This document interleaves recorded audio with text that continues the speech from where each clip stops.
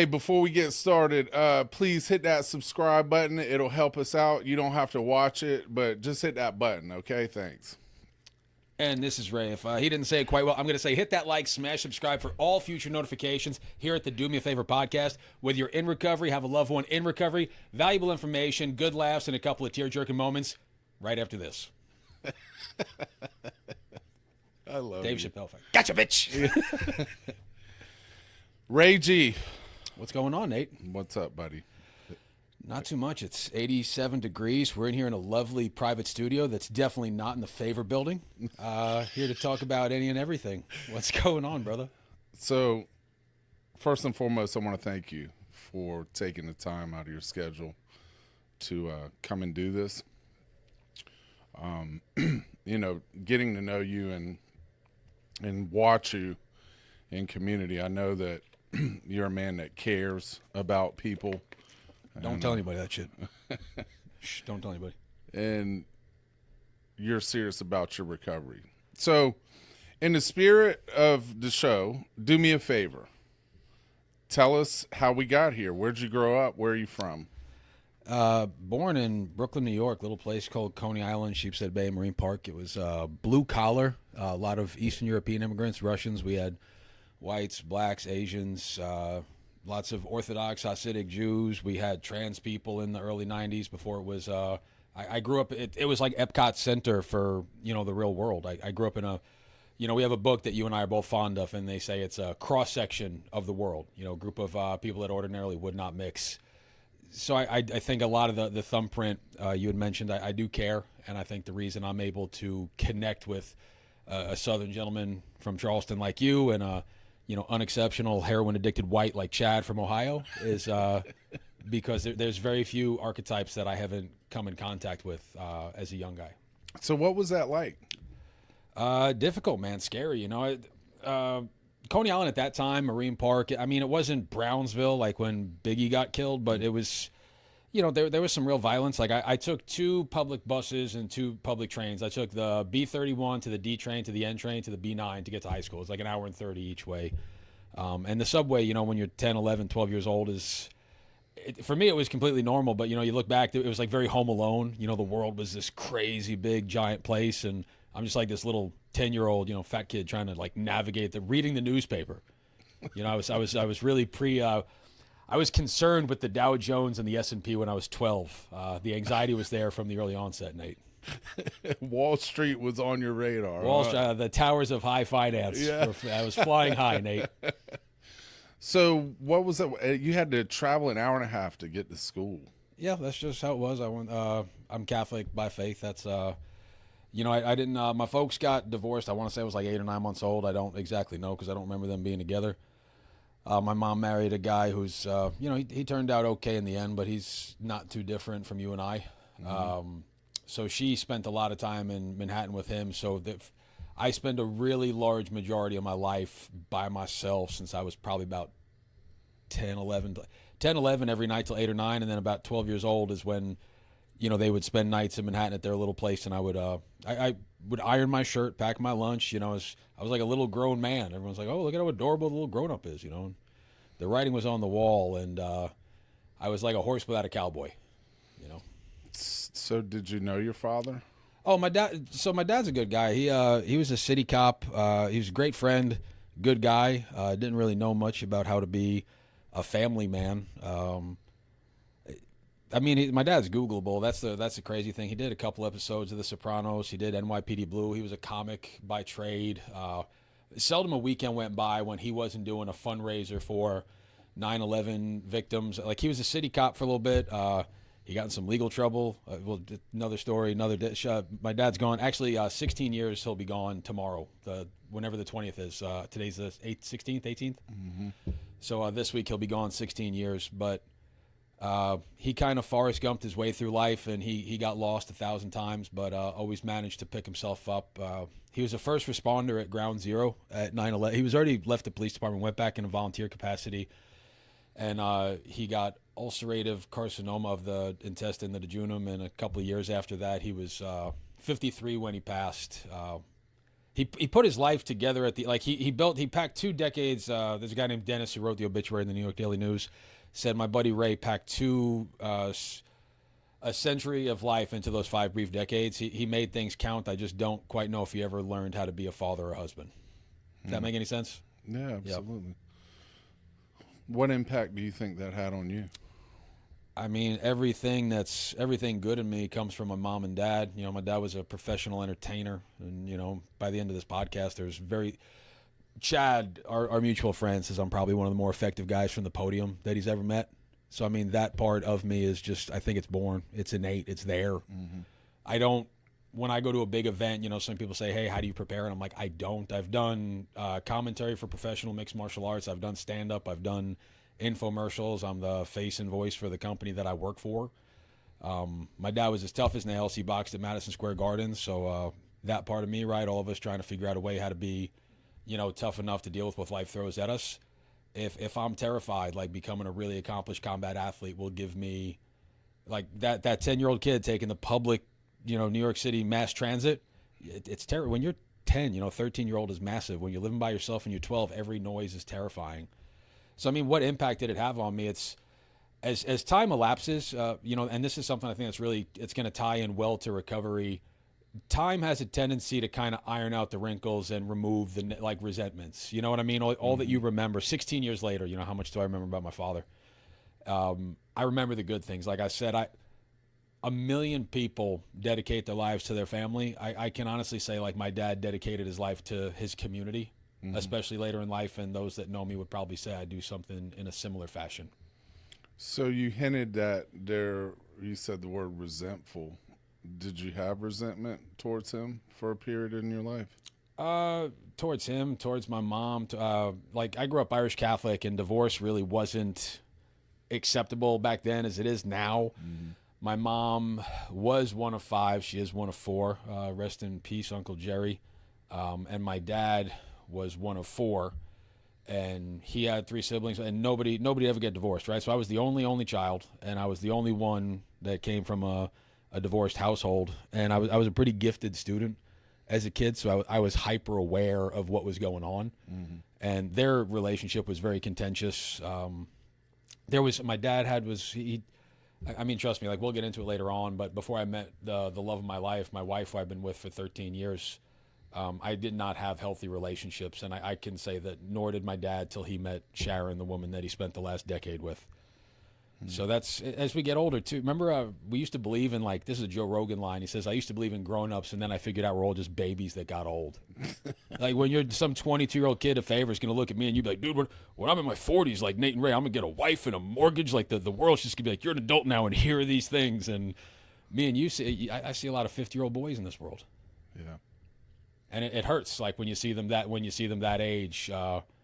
And like, you're asking me questions like the ability to be vulnerable and objective about your own past. I see people who, when defining moments come along, either we define the moment or the moment defines us. And I see so many people who have been defined by whether it be trauma, tragedy, loss, failure, resentment, and people get stuck there. And, you know, like a time capsule, I meet a lot of people today and they're stuck in 2004.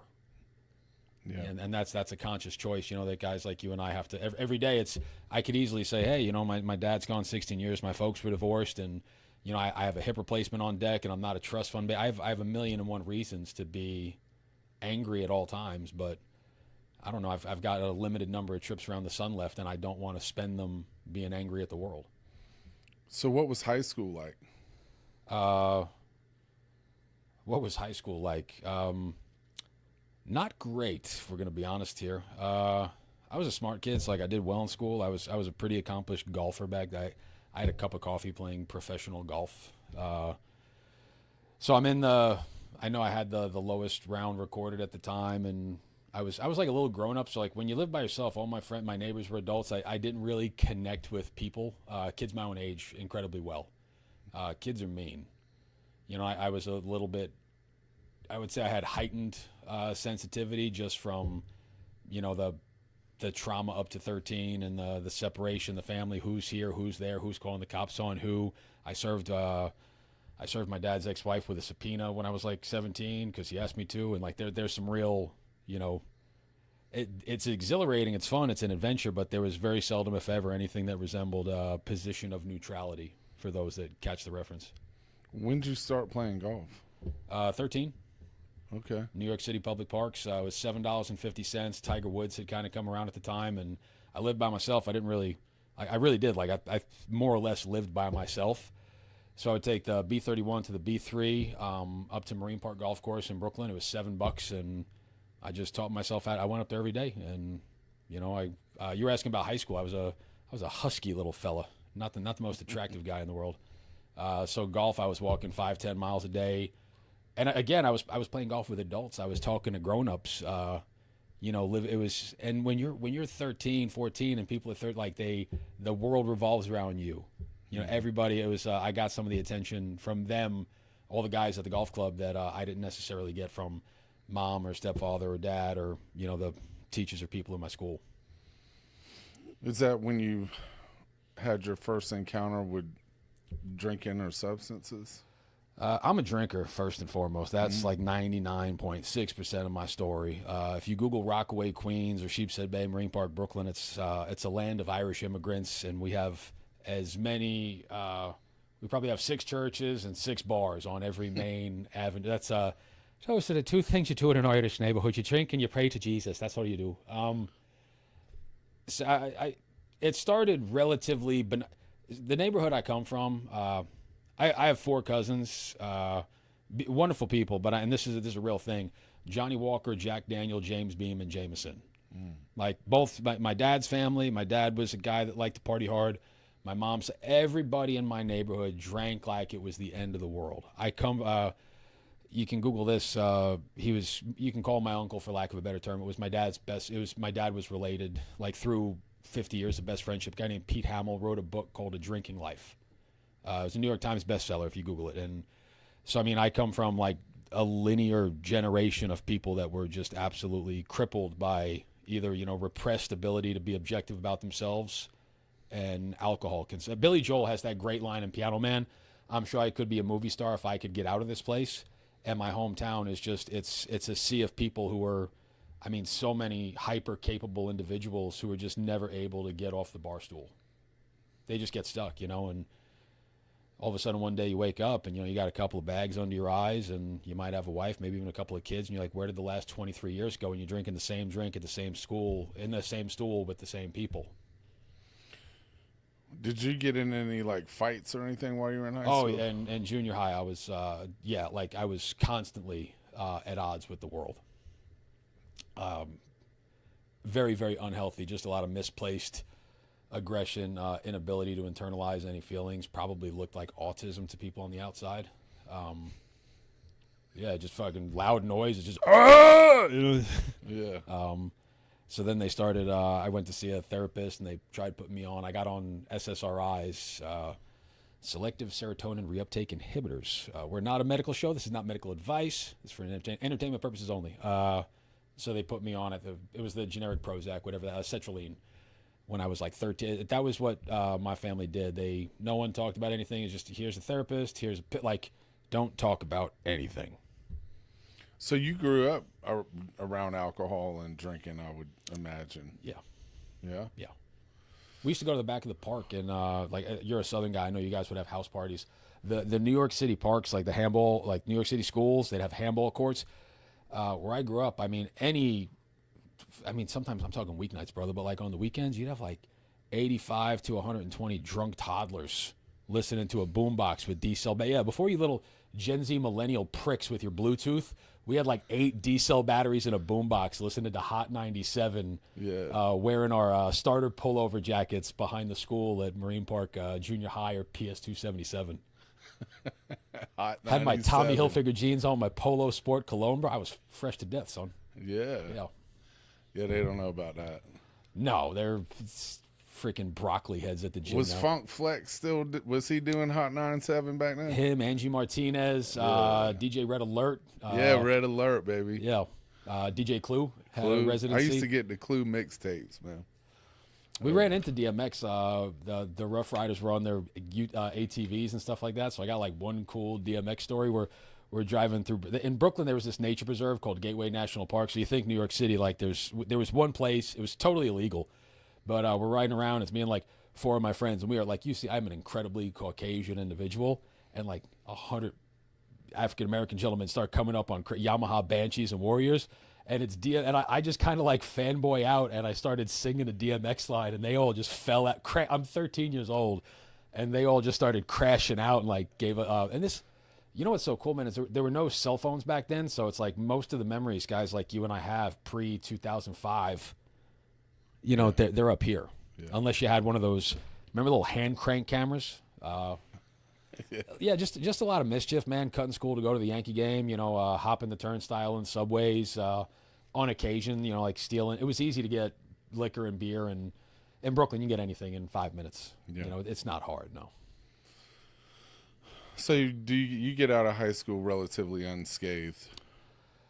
Like living by myself a lot. My mom and her husband had a lot of like I don't want to throw anybody under the bus. Who knows who's going to see this? But you know they had there was a lot of trauma there, 360 degrees towards everybody. Mm-hmm. And you know when you that 13-year-old boy, I had turned 17 my freshman year of college, so I was younger than everybody else in college. I was 16 my first semester.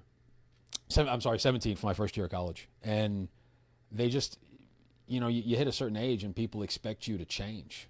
And I had never really developed or gotten there or learned how to. I loved people. I was always funny. I was witty, but I didn't know how to get close to people. I didn't know how to connect with people, whether it was, you know, 1,000 forms of fear pulling me in every single different direction, or my ability to be honest with others or myself, or, you know, whatever it may be.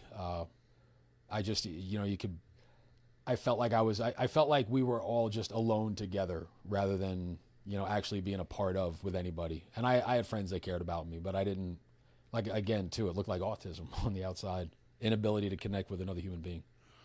Where'd you go to college?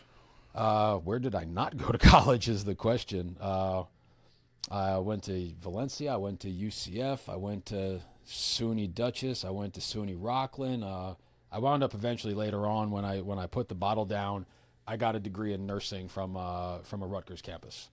Okay. So that was it's funny, man. I get like 96s on exams, kill it, and then just not go. You know, I had the ability to get anywhere in the world I ever wanted to get, but I had the utter inability to stay. You know what I mean? I know exactly what you mean. Oh, I'll crush it on any job interview, any first date. Like I can get into any room in the world I want to get to, but I could just never stay. So it sounds like drinking became a problem in college. It was progressive. Yeah, I mean, because now there's, you know, now I'm around. I'm no longer in like the ghetto of, you know, like the rough area of Brooklyn. I'm in Orlando, Florida, at UCF. There's beautiful girls, and there's fraternities, and there's nightclubs and bars dedicated for people that are 18 to 22. You know what I mean? Like the culture, like that was the moment of, oh my God, like I went from partying behind New York City public schools, drinking Bud Ice out of a paper bag in a starter pullover, listening to a boombox on a D-cell battery, to like we're going to, you know, I got a chance to work at a couple of those bars and nightclubs downtown, and it all of a sudden it went from being, yes, that's when it started to accelerate, and then I never wanted to miss a night. You know, so I went from Friday, Saturday to Thursday, Friday, Saturday, Thursday, Friday, Saturday, Sunday afternoon to, you know, Monday night is quarter wing night. So that's, I mean, just fiscally it makes sense, right? 25 cents in this economy. Yeah. Yeah. And then I figured out a way just to, you know, 7 nights a week, you know, that kind of became my master, for lack of a better term. And, you know, the bar had its Billy Joel, right? I can't get out of that place. And, you know, I'm chasing women, and I had kind of gotten in pretty good shape at the time. So I was a successful bachelor, for, you know, to keep it PG. Mm-hmm. And I'm living the life that every guy in the world, you know, assumes that they'd want to live. But, you know, I was still not connecting with the world. Yeah. How'd you make the jump from New York to Florida? Just wanted to go. Just like, hey, I'm going to go to Central Flake. How does that? I mean, I had some back pocket aspirations to play professional golf. Mm-hmm. That was, you know, to get to a place where I could practice 12 months a year. And, you know, that party life and the alcohol, man, it's a subtle mistress, because it takes things away like a little bit at a time. you know, like your aspiration and your honesty and your ability to connect with others, and then your hobbies, man. You know, because it doesn't, unless you get a DUI, like your third night drinking, it all of a sudden you just wake up one day and your account's drawn empty, and you're like, how did I get to this place? You know, food doesn't taste the same, colors aren't quite as vibrant, and you know, when I couldn't wait to go play golf with the buddies at 8 a.m. on a Sunday, now it's everything was slowly replaced with debauchery and you know that the nightlife as a whole. Yeah. So let me ask you this, because as we understand more about the disease of alcoholism and addiction, we know that behaviors make sense, right? What do you think at that age alcohol did for you? It's funny. It made me a less effective version of the guy I am today. Like I could walk into any room and say anything and talk to anybody. You know, you see me like I wouldn't necessarily. Would you call me skittish? No. You know that guy who was growing up in a rough neighborhood in Brooklyn, and I looked at everybody else and I just thought that everybody else had life figured out. You know, I'm like, this guy just knows how to date women. This guy just knows how to get up on time to go to class. This guy just knows how to hold down a job. I'm like, this guy just knows how to be a friend. You know, and I just couldn't, again, I couldn't jump that barrier. And I guess what alcohol did for me was anesthetized me to it where I just didn't care. It was a blanket. Uh, Gave you security. Yeah, it's funny. When I drank, people always thought I was like a raging cokehead, and I was never a cocaine guy. Did you ever do cocaine? No, Never. no. Oh man, you missed out. I was gonna do it. It's funny. Like one night, everyone made because I was like Irish Catholic. We drink hard, but like you know, nobody brings the fucking drugs into our neighborhood. But fuck you up if you want to do that. The Italians and the Dagos. We would literally laugh at those people. And one night I'm hammered drunk and I'm like I'm doing cocaine tonight. Like I'm doing cocaine. And like, yeah. One of my buddies like, wait a minute. Who's gonna give Ray cocaine? Yeah. Like this, they just kind of they put the kibosh on it. No, I mean docs put me on benzodiazepines. You know, they gave me lorazepam, like Xanax, and I wound up just I'd throw them off. They never did anything. Percocet never did anything for me. Even like post surgery, like I never understood how people could enjoy that. I respect it, like if that's their affliction. But I met guys that they love cocaine, they love meth, and they could leave alcohol, they could leave it. It's Scotch was my thing. You ever watch Trailer Park Boys? Oh yeah, bro. I'd have a rocks glass at a house party with Scotch in there. I'm like, I'm a gentleman. Little red straw, on the top. Just I'd have like a Waterford Crystal rocks glass. You're delusional. Yes, full flight from reality. So you get back to Rutgers, right? This is years later, man. Yeah, it's UCF. I kind of bounced around. I think I got like 80 credits, and I would hold down a job just long enough to pay for an apartment and get a job at a nightclub, and I could drink at work and chase some girls and sleep till 3 or 4, and I just kind of floated through life from 19, 20 till about 25, 26. What made you leave Florida? That's when my dad got sick. And, at 25, 26, all the names and faces change. Like when you're in a college town, it's like, you think we're all going to be 22 forever. And then you open up Facebook, or at the time it was MySpace, and you see people they're getting married, they're graduating college, they're graduating from grad school, they're going on trips, leaving the country, they're experiencing this thing called life. And I keep tying it back to Billy Joel, right? Like I can't get out of that place. You know what I mean? Did you ever think that maybe there was a problem when you were down there? Oh, I knew there was a problem down there. Statute of limitations has probably run out by this time, but I caught myself in a lot of bad situations with a lot of bad people. Like I worked in the nightlife, like that whole criminal underbelly world. And to me, it was adventurous. And then it kind of like they say, right, that life seems the only normal one. Me and you were chatting the other day about some of your trials and tribulations. And, looking back, I didn't realize how unmanageable that version of life was. Like real men don't sleep till 4 or 5 in the afternoon. Real men don't wake up and, not change their sheets. Real men practice proper hygiene. Real men are friends. Like I didn't really add anything of value, I think, to anybody for, probably close to half a decade, if not more. that's not something that, I'm necessarily proud to say. So you're down there. Sounds like you're struggling one way or another, whether it's emotionally. Just generalized malaise, Like I was a 7-night-a-week party guy. Like I would go out till 3:30, 4 o'clock in the morning every single night. Wake up the next day at 3 or 4, go to the gym, run 4 or 5 miles, go to jiu-jitsu, right? I gotta look the part. I gotta be attractive enough to get the pretty ladies. I gotta be big enough where I can make you scared of me at the bar if you look at me the wrong way. And it was like a kit car, if you know what that is. Oh yeah. Turn a Chrysler 300 into a Bentley. Bugatti. Yeah, I was a man that was built for an external presentation. And then you get the call that your dad's sick. I got the call that my dad's sick, and I was in denial to it. Like they knew it was like terminal at the time, so I went back up there and I got to spend a couple of weeks with him. And he deteriorated fast, and then he passed on April 20th, 2010. And then he had a little shoebox condo on the beach in New Jersey, and I wound up when he passed, I wound up staying there. I got a job down the street, bouncing at a bar, and now the chasing women and the nightlife stuff. Now all the fun is gone. I'm drinking for effect. I'm starting to drink at 11 o'clock in the morning, 12 o'clock in the afternoon. I'm skipping the gym, and I get now golf has completely taken a thing to the wayside. Jiu-jitsu's gone.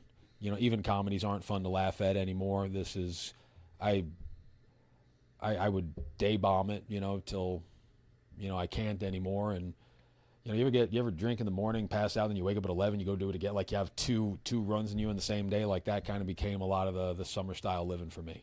Yeah. Yeah. And I made like 2 or 3 half-assed attempts to go to some community college and get some sort of, bullshit. Yeah, no, I wouldn't say I took any real action to improve my life at that point. I was more concerned with, just partying every single day and every single night. That lasted about 2 years. Then what happened? Hurricane Sandy. Okay. Hurricane Sandy displaced me.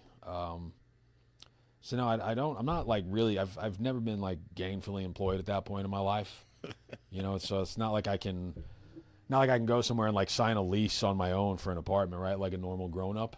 So I go just north of New York City to a place that I know. And I knew by this time that like drinking was a problem. Like I didn't know if drinking was a problem. I thought maybe it was just like too much liquor. Maybe it was the nightclub. I knew that I wasn't. Because I'm knocking on the door 30 at that point, and I can't get any traction. Right, I'm stuck in the mud, and I'm like, why can't I do anything? Like I've got every tool that a man would need to be successful in life, and I'm not gainfully employed. I can't sign a lease on an apartment. I can't connect with another person. I don't have anybody in my life that I can love. So it's funny enough, like, I found recovery through a 12-step program. Mm-hmm. Out of respect to what we are, I'll kind of leave it out there. But I remember one night I'm shitty drunk. I come home from the nightclub. I don't even know if I had met a lady that night or not, or if I got in a fight or not. It was every night it was more of the same debauchery, me just imposing my will on everybody. Nobody wanted to be around me. I didn't want to be around them. And do you remember the late night show host Craig Ferguson? Oh yeah, the Scottish guy. Mm-hmm. Just randomly, like I have this moment of like coherence, right? Like maybe I woke up to get hydrated, and they're doing the second taping of the Late Late Show, and he's talking about he's talking about people were making fun of Britney Spears. He's like, Craig Fergus, Scottish guy, said Britney Spears driving around, shaving her head, she got a baby in the front seat, and he says, I shouldn't be laughing at her. He's like, I look at her and she's a baby herself. And he goes, and this weekend she's throwing her life into the ground. This weekend I was 15 years sober. And he winds up like kind of just going through this story about how they threw him in a rehab with an English vicar. He was doing stand up across Scotland, and he said one night he's like, this is not how I'm going to do it. I'm going to go to the Eiffel Tower or the London Bridge. He's like, I'm going to swan dive to my death. Never mind, I don't know how to swan dive. I'm going to figure it out on the way down because he's a brilliant comedian. proud American too. I don't know if you ever saw any of his stuff. So when he talked about that, and he was going to kill himself, and he winds up getting drunk at the bar. He's going to take a flight home the next day to see his family, and he gets too drunk, misses the flight. That's the morning. He's going to go kill himself, and the bartender who slept behind the bar says, "Oh, don't." He's like, "What are you going to do? Just leave me alone." He's like, "Have a Christmas sherry." So he got drunk, and he got so drunk that he forgot to kill himself that day. And Craig Ferguson in that moment said that the alcohol had saved his life. And then he goes on to, so that's when he went to rehab, and at the end of it, he says he's like he's like, it wasn't therapists. He's like, it didn't cost $1. I met people and talked to them. They shared their experiences, and they're very close to the front of the phone book, which was like the best way ever. And Craig Ferguson having the courage to say that in front of the world, I was like, that sounds a lot like what I had going on. Just the inability to launch, the inability to get to the next place, and the inability to get past where I was at. So, the very next day I wound up calling a phone service to figure out where I could find a group of people who would talk about their experiences for free. And that's kind of where, that was the jumping off point.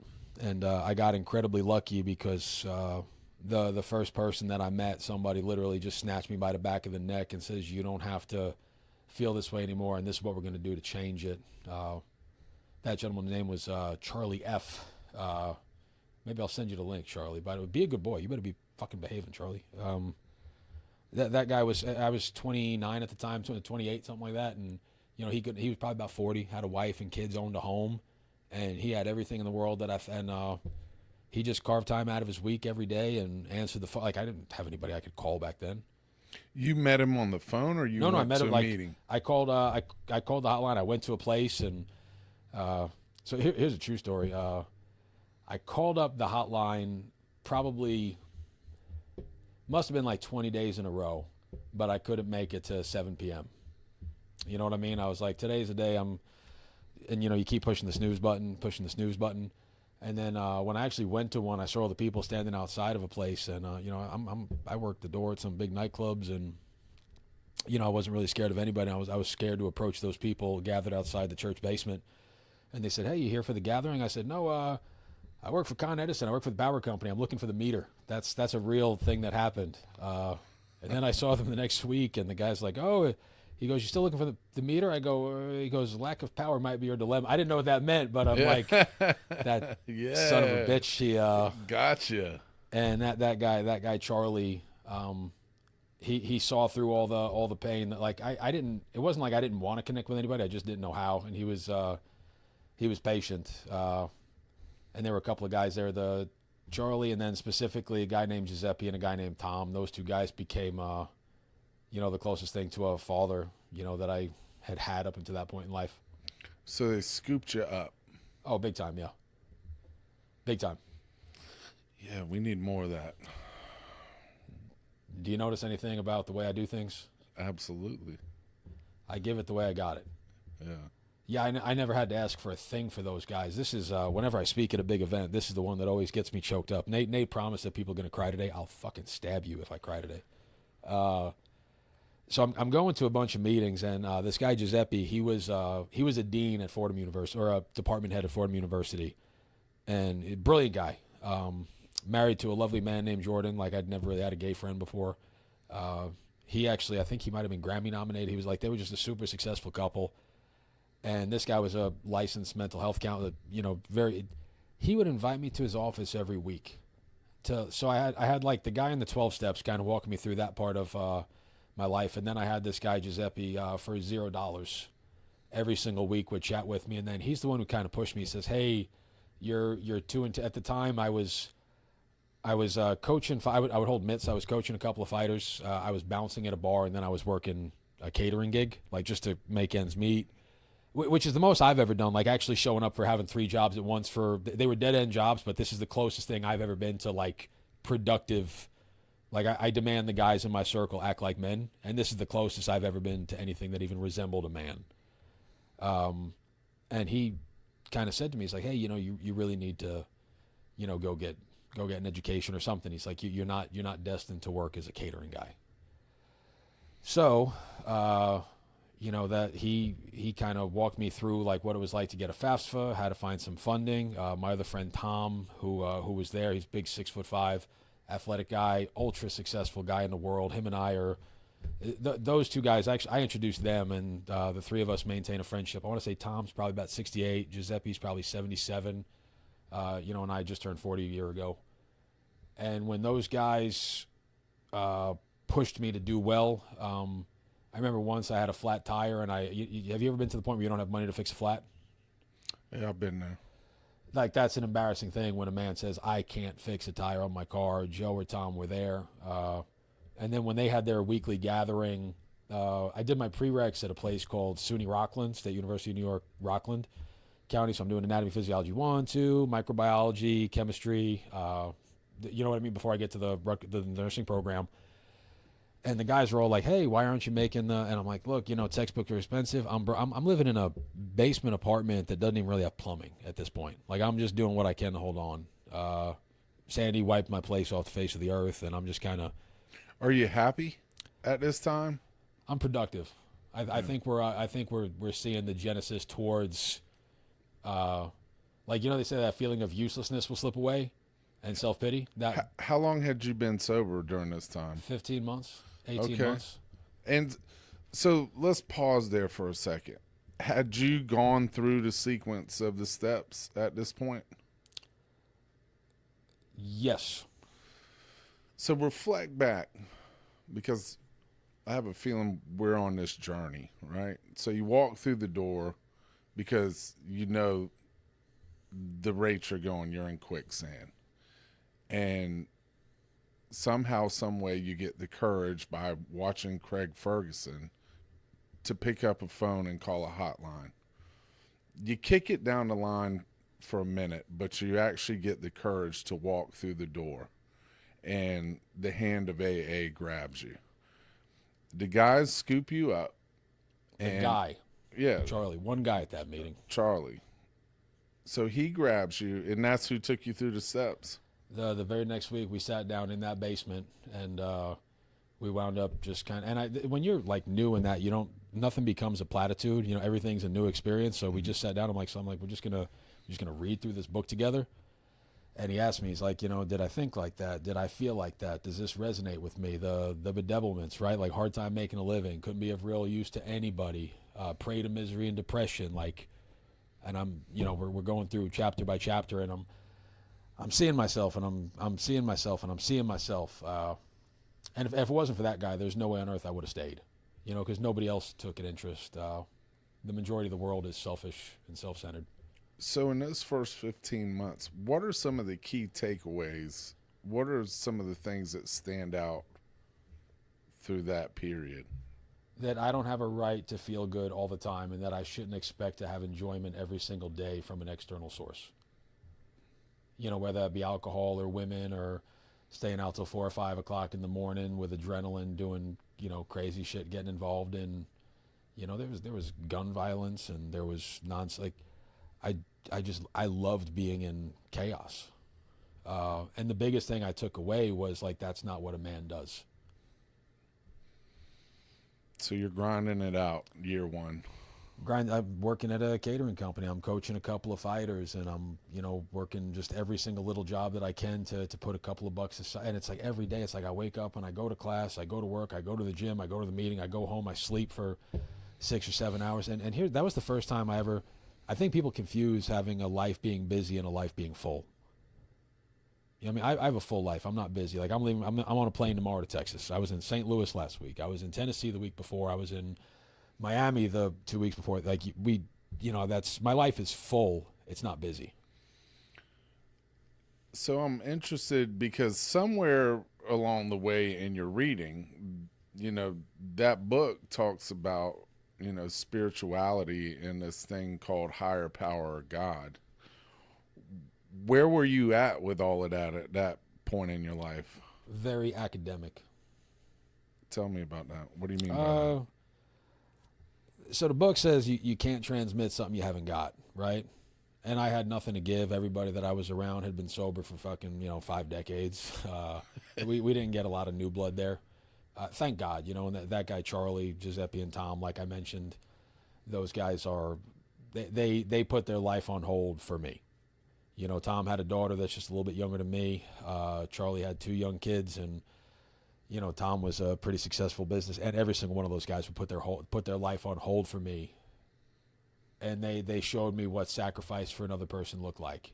I was not ready to do that for other people just yet, because I had to build a life worth. I had to build a life where a man might actually look at me one day and say, "Hey, I kind of want what he has." I think that's pretty important. Yeah. Yeah. So it's academic, right? And so you're working on this degree. What was that experience like? A grind. I'd met my wife in 2013. She was already gainfully employed. Like she's a she's a professional woman, and for some reason she lowered her standards. That's for sure. Yeah, that. That's for sure. John's in the back. Hey, Jamie from the Joe Rogan pod. You ever meet my wife? No. Oh no, Chad has. And she's a licensed professional hospital at a high level. Like she's got a postmaster's degree. And I'll never forget, I'm at community college studying for prereqs, and we're dating for about 2 or 3 weeks, and she brought me Subway while I was studying. Oh, yeah. How'd that make you feel? I'd never been. I had dated, hundreds of women. I had never understood. Do you remember Good Will Hunting? Oh, yeah, absolutely. Robin Williams has that line with he's making fun of young Goodwill. He's like, you might have even been late a time or two, but I bet you don't know what it's like to lay next to a woman and be completely vulnerable. And Will he's sitting there and he has no comeback. There's no retort at that point, because he's, the kids, everything's academic and nothing's from personal experience. She like we went on real dates. We went to Starbucks and King Cone ice cream the first night, and did a walk around Rockland Lake Park. And I said, "Where are we going now?" She says, "Nowhere. The date's over." I'm like, "What?" This is a new. She was a lady. Then we went to a Halloween horror walk. Then we went to like an apple. Like she tamed me and softened my edges in a lot of play. And I still had a lot of room to grow, but she definitely brought out the best in me. How long had you been in recovery when y'all met? About 2 years. We'll get to that. So you didn't have any involvement with women the first 2 years of your recovery?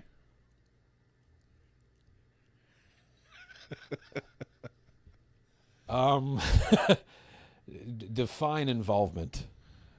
Don't get slick. Not in recovery. I didn't really go to any co-ed meetings for my first 3 years. Really? So why'd you pause like that? Because when you said involvement, it was like all of a sudden now whoever's listening, like, oh, he stayed true and celibate for 2 years and is recovered. Like, no, that's not my story. It was less debauchery ridden than when I was a drinking man, but there was still some places that I probably needed to clean up in life. And that's one of them. Yeah. So. In what way? People shouldn't use people. Yeah.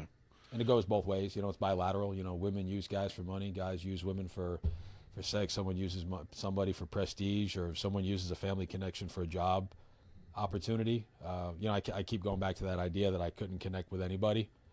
I don't think anybody on their deathbed says, I wish I had more casual flings. Yeah. It's like Suboxone for love. Methadone for an intimate experience. So you experienced some spiritual consequences along the way in early recovery.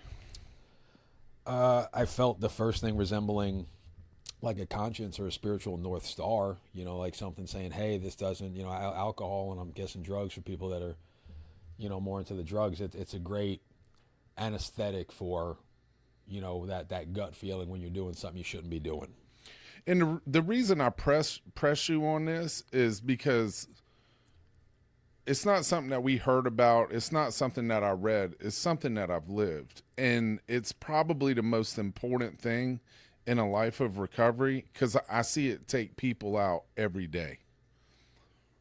And so that's why I've, in walking through because you are a pillar in the recovery community. But it's an opportunity for anybody that hears this, right?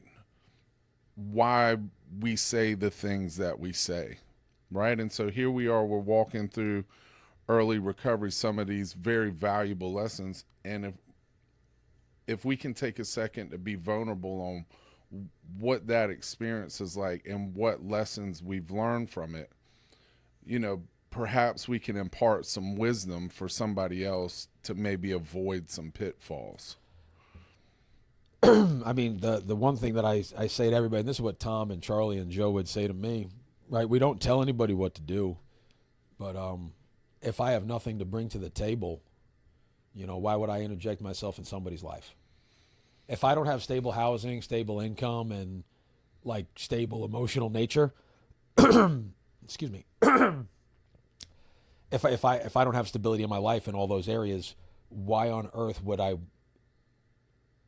try to get my guys to get to the point where they say, what can I bring to the party rather than what can I take?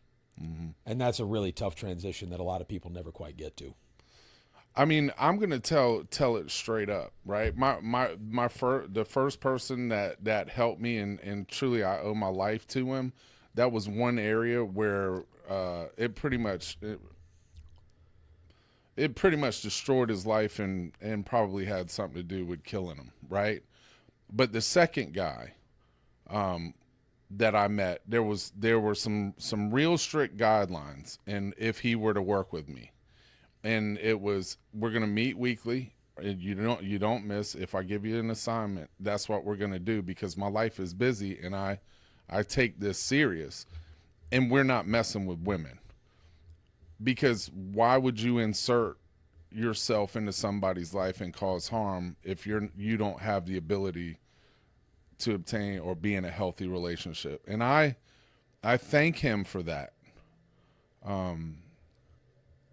I'm a slow learner, but for those years when I worked with him, he taught me so much, and my life was so good. But sometimes those blessings that get in the way, we kind of lose sight, and, oh, I don't need to do this stuff. And, you know, the blessings kind of get in the way. And, you know, that area later caused one of my falls. But looking back, whenever it was time to really step into really where I'm at today, was I had to be a person of truth. And that was the number one thing on my radar that I was not going to play games with. And it changed my life. But I had to take some hard knocks. And so I think that's important that we share that with people.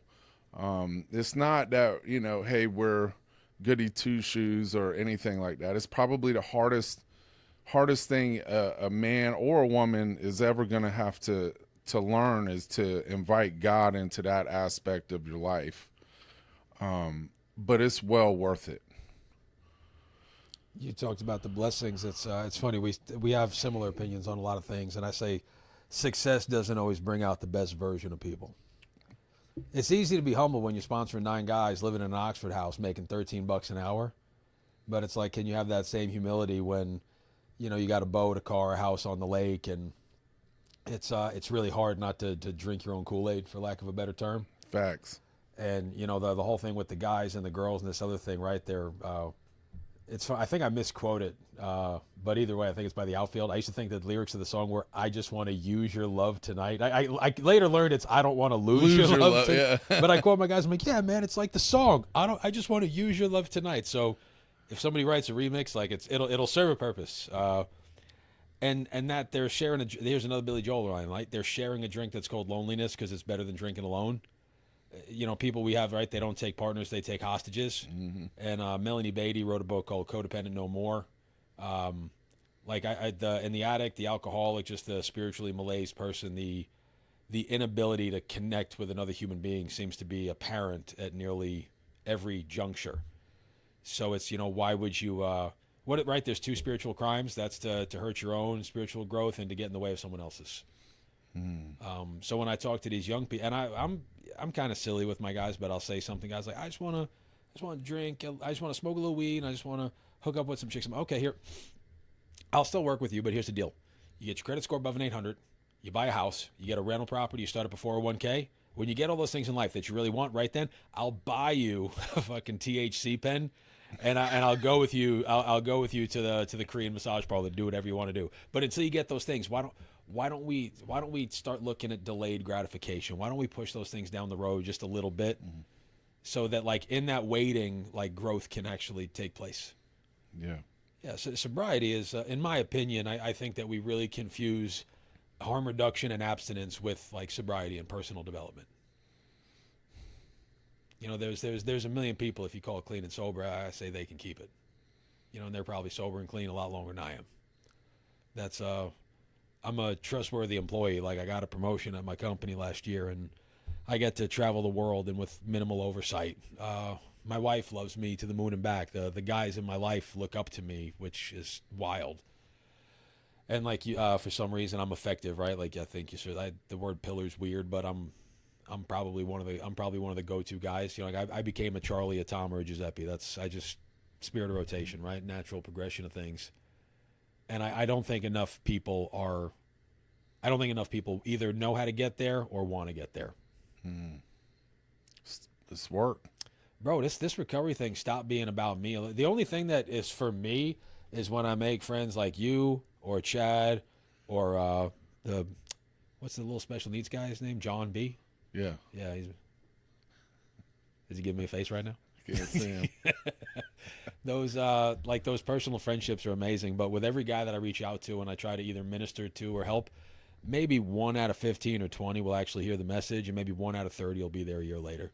Yeah. You know, I'm actually surprised when people do stay sober, when people do shit. They're like, can you believe so-and-so went out? I'm like, yes, I can absolutely believe. Mm-hmm. We have our buddy who's in jail right now, right? Domestic violence, high and aggravated nature, possession of a firearm during such act, and then fleeing and evading and driving under the influence. And, you know, the things that you and I, we kind of chuckle. It's like so it's funny, right? I'm a drinking man. I said I love the chaos.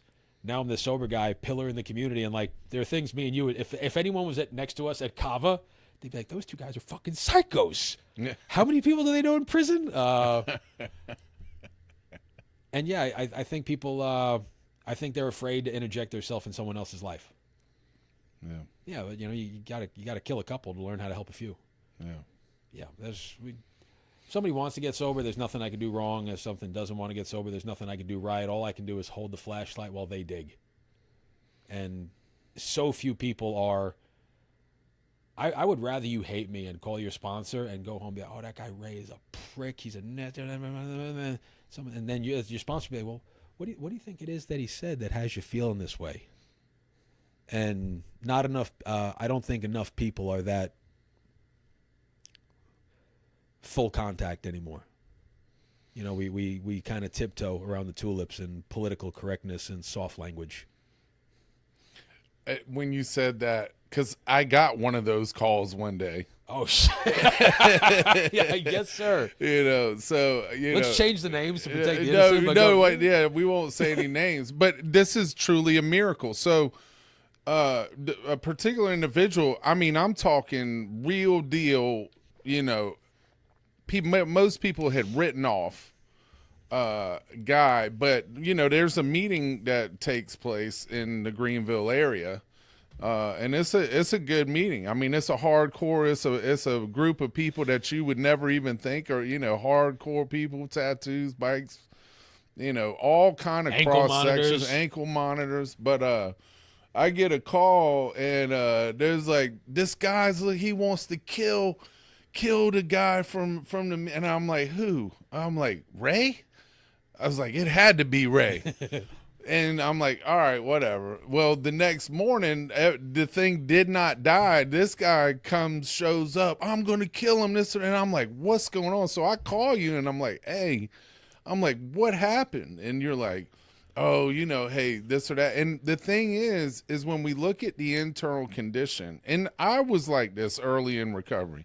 You say something that struck a nerve, buddy, and if you undress me in a public situation, it's going to be a problem.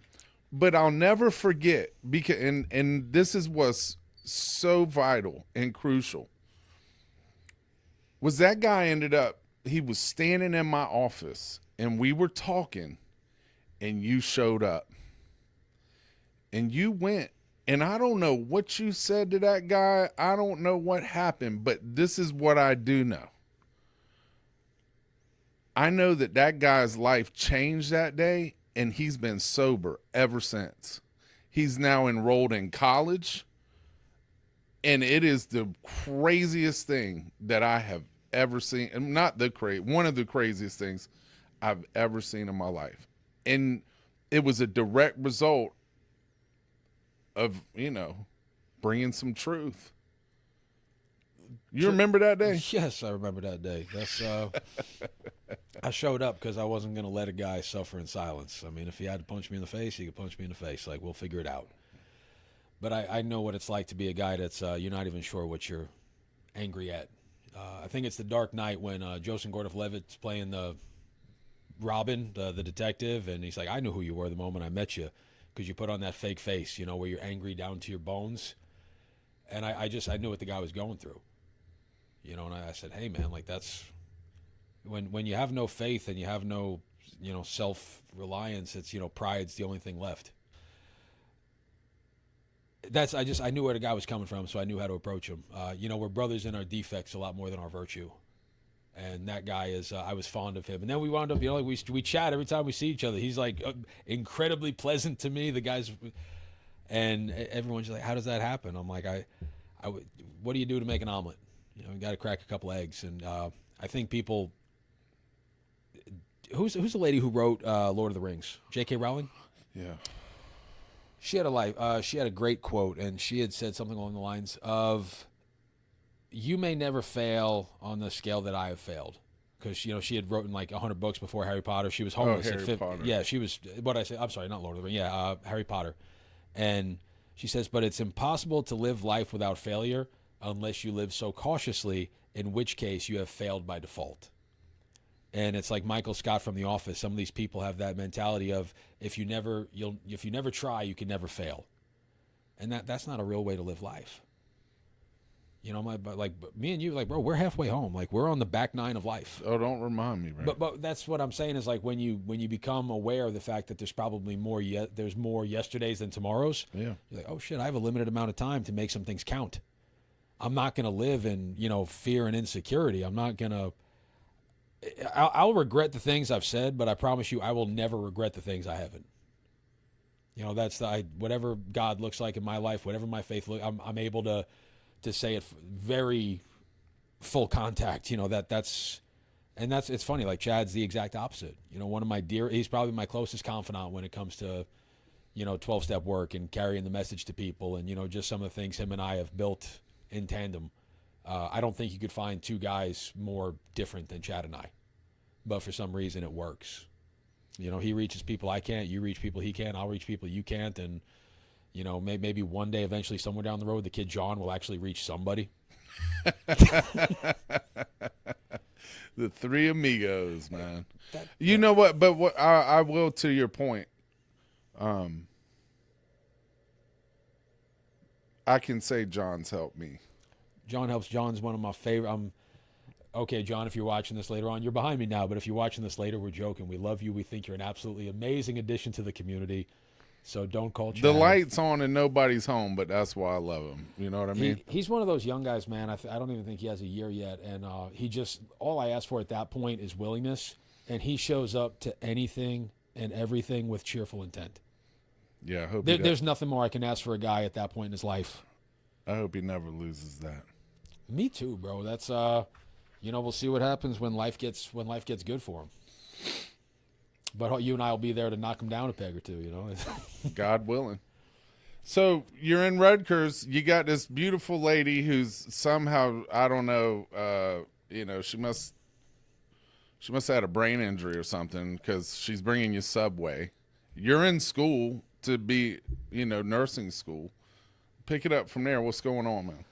So I did the accelerated 1-year program. I'm in class from like 7 a.m. to 4 every day, and then I'm studying at the library every night from 7 to 9. So this girl and I, she never sees me. She's pretty much financially supporting the both of us at the time on the chance that maybe there's going to be a better life. I'm making a meeting here at 2. the gym's kind of gone to the, just, I had to do what I had to do at that point in my life.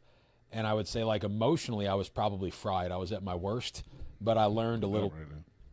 Right there? Pick it up. Yeah, there you go. There we go. Just so you got it. I would say at that point, I probably learned a little bit more grit, like how to do things I don't want to do. Like that delayed gratification. Mm-hmm. Like that was the first time. If I was uncomfortable somewhere, bro, I ran. It's like, I'll find something better. I'll find something different. I had the inability to sit in anything I didn't want to sit in. Mm-hmm. And that nursing program was the first thing that I ever, like, I remember when we started with about 100 people in our block. I think like 31 graduated. Like, it was a high washout rate. And, I just remember sitting there. I'm like, oh my God. And then here's the thing, right? If anybody listening to this podcast is either in recovery or contemplating getting, or even if you're just like stuck in life and you're afraid to try something different, like once you finish one thing, the next thing becomes easier. Like, because now you've got the template, you've got the schematic on how to achieve something, on how to fulfill an obligation. Every guy right now that we know, how many guys do we know making good money with a good job that, 20 years ago, they were flipping burgers at Wendy's, selling drugs, chasing girls. That, most of those guys that we know that are doing great, the only difference between, them and some other people is they persevered, they stuck it out, they stayed. And, we always say stick and stay. I don't think people know what that means. Like, stick and stay, like stick close to the people that are doing well, stay in the literature, stay close to God, stick to praying, stick to going to H&Is, like stay around people that are new in recovery. I think we have too many meetings, to be honest with you. I don't think that's the cure for, as a matter of fact, I think it's taken some of the importance off of personal growth, spiritual growth, like a journey through the literature and the 12 steps of any organization. You can go to so many there's a difference between activity and action, right? We have a chapter called Into Action, and I think a lot of people get caught up with into activity.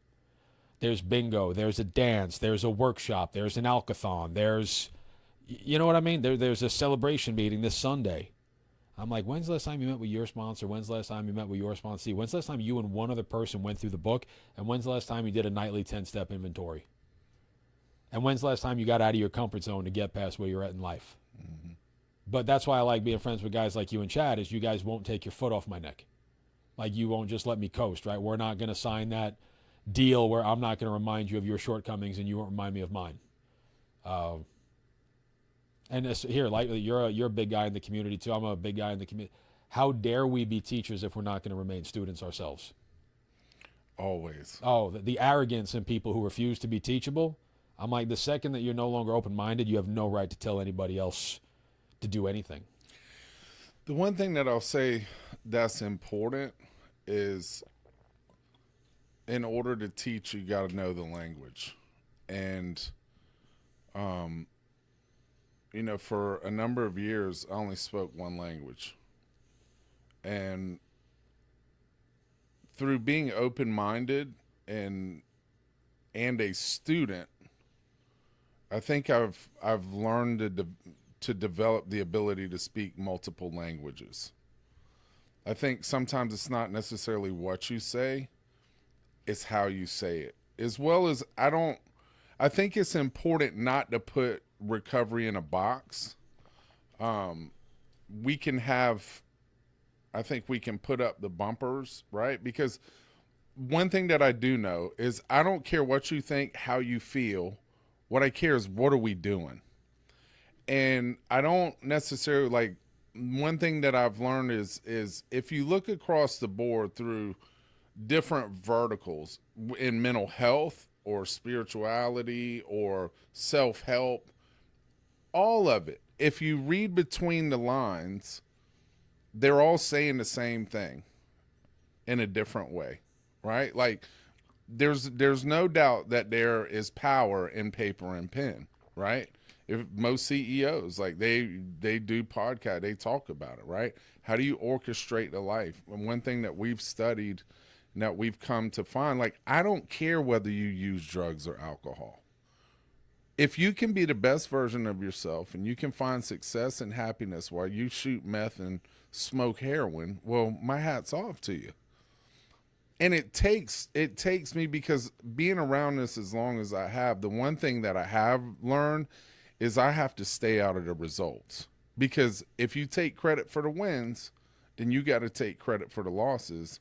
And buddy, in this thing, you're gonna lose a hell of a lot more than you win. We're head coaches, buddy. Our sponsees are the players. Players win, coaches lose.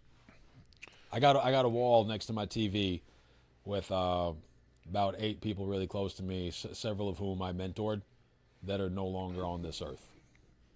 Yeah, I had 2 die last week. I got one in the hospital right now, which I'll probably go see tomorrow. But you know, you didn't just accumulate this overnight, right? So were you praying and doing all of this stuff while you're in nursing school? You said you were going to like 1 or 2, so it sounded like you kind of slacked.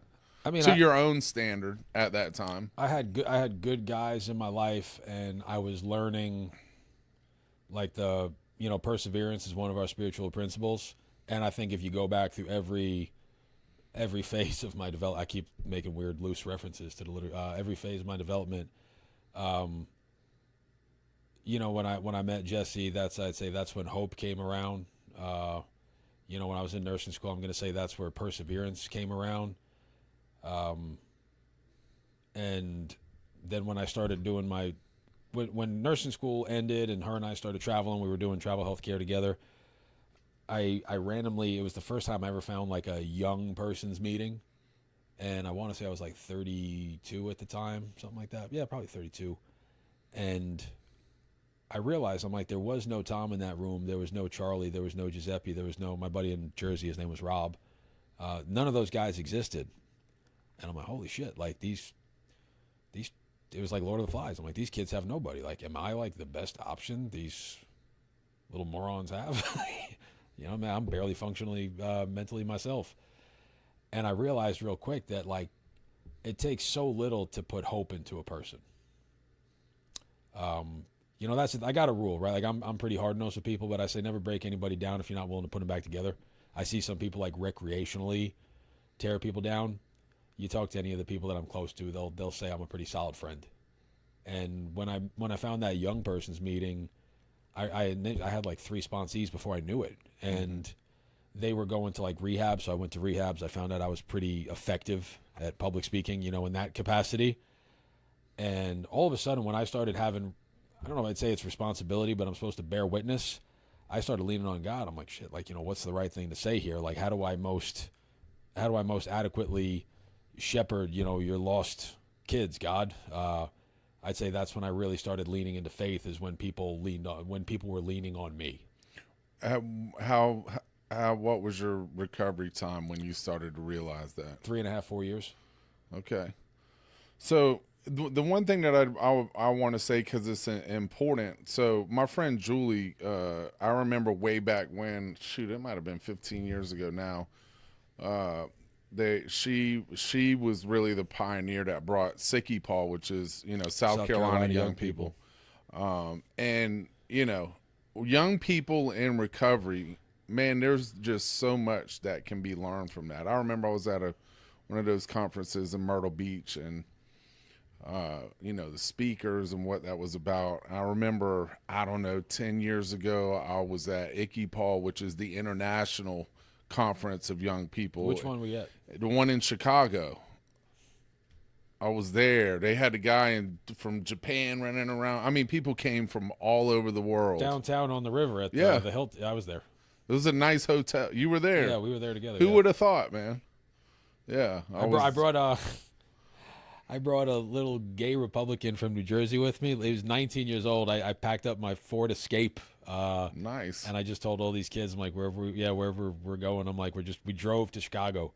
And then and they had never, because I was living down south. That's why I found young people. I went back up to Jersey, and a couple of young guys that I knew were all interspersed. And I just I grabbed them all. I'm like, dude, like, we're going to do this thing. And they had a great time. They had, you're staying up till 4 or 5 in the morning. Yeah. It's I wouldn't say it's like spiritually enlightened, but it opens doors. Yeah. And it makes people know that like life is not over if you put down drugs and alcohol.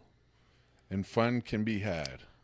Real fun. So fun and happiness are 2 different things, right? Like booze can bring me fun, but I can't find happiness. You know what I mean? Like that, there's a big difference. You could be suicidal and you could be depressed, but you put someone on a jet ski, they're probably going to smile. It's like an external motivator. Yeah. And the only thing I'd say that just kind of be double careful with YPOTs. Like when I went to men's meetings, I didn't go to any women's meetings. That was bad for my development. I didn't know how to be friends with a female. If I went to all young people's meetings, I'm not genuinely in the middle. Have a well balanced diet. Because like when I hear the old people, and fuck, we're getting there, right? Like we're knocking on the door. You being are old that people. old person. Chill, bro. You're older than me. Yeah. Yeah, my hairline's stronger. Yours is real strong. I got none. Part of being 26 is just being 26. I'm married. I'm a business guy. I travel. Like, I'm going to sit here and I'm going to expect a 26-year-old that's 5 months off of fentanyl, right, to just go to bed like a monk at 10 o'clock. He's 26. He didn't lose his right to enjoy his 20s. He lost his right to enjoy them with drugs and alcohol. So how do we shape that into a more productive, pattern? And I think that's like, we don't want to be teetotalers. Like you said, don't put recovery in a box. Yeah. One of our books, right? There's all sorts of places that we could go. I hear people say, "Oh, you have no business being at the Clemson football game." Well, shut up!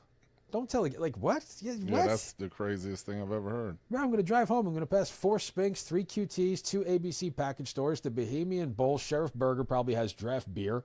Like there's, I could get whiteout and keyboard duster at Staples. They're open right now. There's a Target down the line. I could boof Kratom. I can go to fucking Walgreens right now. There's a million things I could do, and you're going to sit there and tell people to.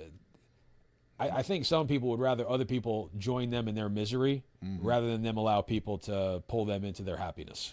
See, that's the one thing I want to piggyback on that. That's one thing what I love about the messaging and what we get to do. I don't tell people what to do. I come alongside you and I help support you in whatever your goals and dreams are. And when you talk about inserting hope, right? That's the thing is, how do we look at the same problem from a different lens? And it's about framing and shaping, right? And I think that's something that you're really good at is bringing the argument, right? To challenge somebody on certain ideas. I don't like to argue. I hear you. I hear you. Because it's not an argument, right? It's just. Yes, it is. It's trying to. There was one thing I was listening to Commander Blaber. Is he the make your bed guy in the morning? No, he was the commander of Delta Force. I mean, he's been all over, and he's written multiple books. But part of what they were talking about, how the approach to treating PTSD is truth and community, right? And I think that's. You can't do this thing alone. In recovery, just like in dealing with PTSD, right? When they're talking about individuals that have been in these horrific experiences at war and being able to talk about it and to be grounded in truth. And oftentimes they can hear from one of their peers of like, man, hey, listen, I understand. I was there too. It's not your fault. Like, I would have done that too, right? Or, listen, what we're doing, how we're living, we can't do this. It's not good, right? Grounded in truth on having the willingness to communicate with another person, one about what's going on, truthfully, right? And I think that's what recovery has really afforded me the opportunity, is to really seek truth and acknowledge. And the truth is my lifestyle. How could it have ended any other way other than prison or dead, right? If you just really look at it, selling drugs and using drugs all day long, there's no longevity in that, right? Drinking, I mean, I got to the point, I don't know if you can relate to this, but I mean, I would wake up and drink because I'd be shaking. And kind of like if I was awake and I was breathing, I was drinking. I thought I had Parkinson's at 22. Yeah. I was like, what's going on? And this is like WebMD might have just become a thing on the internet, And I'm like Googling, like, why is my hand shaking? Parkinson's. I'm calling Michael J. Fox on the phone. I'm like, how do we fix this? Right. That's So you said you started traveling doing healthcare. Yeah. What y'all just load up a car like you finished school apparently? Finished school, yeah. We got on with an agency, and we get contracts for 3 months. So we go from city to city and just kind of go bounce around. And it was her and I against the world. That phase of my life was when when her and I traveled together, like, you know, her parents and her friends were out of the way, my friends were out of the way, and that's where her and I really started to kind of lean into each other and, you know, start to, you know, literally become the better half of one another. When did you get married? Shit, if she sees it, she's gonna stab me. September something, 2019. Okay. September 13th. So how long did y'all date before you got married? 6 years. So you knew one another very well. Oh yeah, we were best friends. Like she's my. We've never broken up once. Like there's been a couple of, you know, hiccups along nothing that ever. We've never left the house angry. We've never, you know, and there's probably times that I've behaved in a way where she would have had the right to, but it's we push each other in the best way possible. We never stop dating. We go to the movies like once or twice a week. We go to dinner every week, and I'll bring her home flowers from Costco, and she'll bring me home little balloon. She brought me a Sonic the Hedgehog balloon from Dollar Tree the other day, and like a Reese's peanut butter egg. Oh, you love that. I do, man. Yeah, big kid. That little things like that, man, just to maintain appreciation for people. You know, it's like the love languages. You know, some people are gifts, acts of service, words of affirmation, whatever it may be. And it's you know, I know the way she receives love, and I know the way I do, and we, you know, we're and her and I have left the country like, you know, 14 times together, and we've been to like 35 states or something. We're going to Colombia, the country, Cartagena, in like 2 months. Thank God you don't do cocaine. That is true. That is, I mean, with God, all things are possible. Yeah. But no, and I'm bringing three or four members. I rented out like a 10-bedroom Airbnb, and we've got a couple of community people coming. 3 of them are going to be on a plane for the first time, much less like they're leaving the country. They're going to, we're doing the volcano mud baths. We're going to a private beach. We're doing, you know, that I try to teach my guys, man, life is meant to be enjoyed, not endured. But to enjoy life, you got to have discipline. And to have discipline, it means to sometimes not be a little bitch for life. That's what, like, you know, Jocko? Yeah, like, absolutely. Oh, the power went out of favor? Good. Gives us opportunity to read in the dark. Yeah. He's such a psycho. But, like, that whole, like, discipline equals freedom thing, I'm like, bro, if you go to bed at 9:30, you're going to wake up an hour before the alarm goes off. You'll have 35 minutes to, you can meditate, you can brush your teeth, you can watch the news, you could even just sit and watch the sunrise. What is better than knowing you have to be at work at 8 a.m. and you just have time to sit there and enjoy your cup of coffee and not be in a rush? Like, that's a life I never knew when I was a party guy. I was always reacting to life, never responding to it. Yeah. I do want to make this point because I think your wife deserves it, and you do too. One thing that it actually is what made me ask you to, if you would sit down. The other day I don't know, we were talking and something came up, and you looked and you were like, my wife's my best friend. And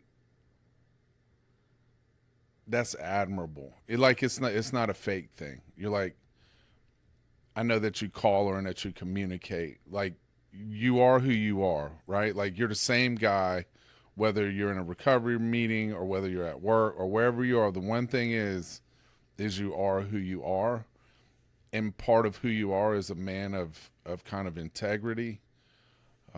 Not kind of, you are a man of integrity. And for that, I admire you. And so I did want to, because I'm like, that's the type of people that I want in my life, right? It's the law of proximity. You are who you roll with. And, you know, there's not a lot of that this day and age. And so I think if she does hear this, maybe she'll bring you another balloon and a Sonic milkshake. Guys like us, man, we stand on the shoulders of giants. As much as people look up to me anytime I have a chance, I think I've said the names Charlie, Tom, Giuseppe, and Rob about 8 times in our conversation. You know, the best man at my wedding, my buddy Jordan, he's another one. You know, without, you know, me and him have been best friends for a decade. You know, I've had the same best friend for 10 years. But without those guys, like, there is no this version of Ray. And I hate, like, you know, that whole, like, the conservative, like, you know, fuck your feelings. Like, there's a truth to that. You know, there is a truth to that. I want to say it was Edgar Allan Poe said, "I once saw a wild thing fall dead, frozen from its perch from 100 feet without ever having felt sorry for itself." It's a line from G.I. Jane. It's a little poetry throwaway line. And I'm like, that self-pity. And I tell these guys, and you've met some of the guys I work with, they're a lot worse off than you and I ever were. Like I work with a lot of guys that don't necessarily have a reason to have hope. You know, they're living in a crappy place. They're working a crappy job. They don't have money at the end of the week to do their laundry. You know, like, why is there a reason for them to be optimistic that life can be any better? Yeah. Though, Steak, like you said, that law of proximity, man. If I got you and Nate and a couple of guys like that, and I got a couple of, you know, the guys like John, like, those are the ones that lift us up. Like, when we see the new, because, you know, we're getting long in the tooth. We're getting, your hairline is like, It's gone. bro. There is no hair. This is spray paint. It's like Green Land in Greenville. It's all being built and graded and excavated for housing. I'm such a prick. Yeah, you are. But when we see guys like John and, you know, Little Cowboy and some of those guys, and Roland, who I just officiated Roland's wedding, you know, our buddy over there. Yeah, we got to here. Grab that right there. So we got to get to that. Before I can't believe you officiated a wedding. I mean, I can, believe it or not. So how'd you get to Greenville? What was that journey? And how long have you been here? 4 years I've been in Greenville. Okay. 4 years, probably next month. Business I work for down in Florida got bought out by private equity. Me and a pal were going to come up here and start a competitive business. That didn't work out. You know, there's a lot of personal stuff there, so I just don't want to go. Not for me, but for Understood. and it's kind of loosely related to our community. But either way, but he's doing great now, and she's doing but either way, so we came up here. We go to start the business. I don't make $1 for a year. You know, so I go from I'm successful. And now I'm up here. I got a house. I got a wife. I pulled her up out of where we were living, and you know, we're just kind of looking to the left, looking to the right. I don't know what to do. And it was funny, for the first time in a long time, I wasn't making a ton of money, and I wasn't super busy, and I had the time to go spend a lot of time with newcomers, make a lot of meetings, start a group like, you know, me and the guys on Tuesday. You've been to that one. You came that night. Mm. And then Thursday, which turned into Saturday, which articulated with Chad, which now includes Fridays, which articulates with our buddy Steve, which is Wednesday nights. And then my buddy, you know, one of my best friends in the world, this guy Tim, spent 13 years in prison. He was the first guy here that I really got close to. He started a group on Friday and Saturday nights over in Malden. You know, so it was. So what possessed you? You get here. What'd you just check out meetings and you're like, hey, like what happened? Like, how did that evolve? Like, what made you? And you know, because I mean, it's something, but like, how did that happen? So I was at a meeting, and I heard a lot of stuff that I did not necessarily like. You ever been in a meeting and you're like scratching your head? You're like, what are these people like? We're not doing the same thing here. And I think I said, well, my name's Ray. I'm a blank, and you know, it'd be really nice if someone here mentioned something like loosely affiliated to what it is we do here, because whatever y'all are doing, that's not it. And this curmudgeon old black guy gets up and starts walking toward me, and I'm thinking he's gonna give me a stern talking to. I'm, oh God, what does this guy want from me? He walks up to me, looks at me, takes off his hat, he shakes my hand, he says, "My name is Herman. You know who. Thank you for sharing God's message." And I didn't even know if he was real. I thought I just like manifested a wise old black man in my mind. And then I found him, and really what kicked it off is when I met this guy Tim at a meeting, and I wasn't deep in recovery at this point. I was kind of like, you know, I wasn't really sure which way I was going to go. And Tim had just gotten out of prison, and they said go to a meeting. He went to a meeting. There was a bunch of old guys there. There was no Charlie. There was no Tom. There was no Giuseppe and he's like sitting there waiting for somebody to talk to him. And I chat with him. I'm like, okay, blah, blah, blah. And here's my number. And I'm like, you know, and sure enough, they never call you, but tomorrow that little fucker calls me. He's like, hey. And, you know, that guy now is, he's sober 5 years. He's a 6-figure earner. He's taking care of his mom. He got a new set of teeth. He's got a beautiful truck. He sponsors about 4 or 5 guys. He takes a meeting into Perry Correctional every single week, and he started the 2 home groups. And that's why I said it takes so little to put hope in a person. You know, it was that one-night meeting and a little bit of friendship that allowed him to do that, just like it was the one-night meeting and a little bit of friendship that allowed Charlie to do with me what God saw fit. And and vice versa. And you know, it's really cool that God chose me to be kind of like the spark plug to kind of kick off whatever this you know, excitement around recovery is in Greenville. You know, it doesn't always come with fanfare. No. No, sir. I think I'm probably one of the most misunderstood people in the community. Keep it that way. It's a small price to pay, man. It's I'd rather be loved by a dozen than, you know, moderately appreciated by 1,000. If you ain't got no haters, you ain't popping, bro. Is that what? You are too old and too Caucasian to ever say and that. the thing that's funny, I think the beauty is people give you a hard time, but everybody loves you, and that's a fact. That's a fact. Not, I would say the majority of people that really are around and have spent around, they know what you're about. I have more people that care about me than I deserve. I've probably got more people I could lean on than most in the community, and that's like the one thing I've been good at is networking. You know, like I bring my buddy James to Chad, and I bring Chad to Kyle, and I bring Kyle to Roland, and Roland to Mitch, and you know, that's the whole. If I were to do like a like a Criminal Minds thing, right? Like if we have like a picture of the big book in the middle, and like just red string, Doing everybody. a genogram, right? And that's what I'm saying is it took so little. Like everybody looks at me like I made that, like, oh, you started this meeting, you. I'm like, really? No, I just kind of, I was in the right place at the right time. We caught lightning in a bottle, and I just told people, you know, my good buddy Chris R from Texas, you know who we're talking about. He says it's okay to be excited about recovery. I'm like, y'all got a new lease on life. You don't have to die from drugs and alcohol, and you certainly don't have to take your own life. Like, I fucking insist that you go out and make the most of whatever time we have left. Make it wonderful. Like, Jordan Peterson, you know who that is? No, I don't. Okay, Of course, I know who Jordan. I don't know. You're from Peterson Charleston. Can you read? Have you ever dated a cousin? Jordan's got a great line, right? He's like, I tell you what, Bucko, and you need to act as if God were real. And the next line was, he says, what do you have to do better while you wait? And that just hit me right between the eyes. Like, we're all going to die, whether or not you believe in God. Like, what do you have anything better to do while you wait to die than to try to, like, alleviate the suffering of some other people and have some fun along the way? Stop feeling sorry for you. Like, bro, you're going to die. I'm going to die. My wife's going to die. You know, Chad's child has a, you know, and here's the thing. I never see Chad feel sorry for himself, and I don't see you. You know, you threw away, you know, the life that you built for yourself, and you had to build it back up with worn out tools. And, you know, that's the one thing that we all have in common. It's like we don't get stuck in the past, and we're not defined by, like, if I spoke at Chad's home group, and we didn't know each other that well. Did he ever tell you what the first 3 words out of my mouth were? I'm Ray. I'm like, fuck your trauma. And he just looks at me. And here's the thing. I wound up winning over the room, and there's a lot of blue-haired, like, you know, left-leaning folks from Asheville. And guess what? They're my people too.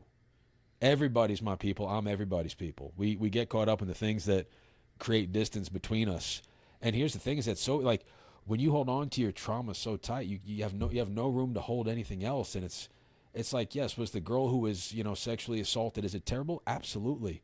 You know, the girl who was, you know, human trafficked, it's horrible. The guy who was molested by his uncle, it's fucking terrible.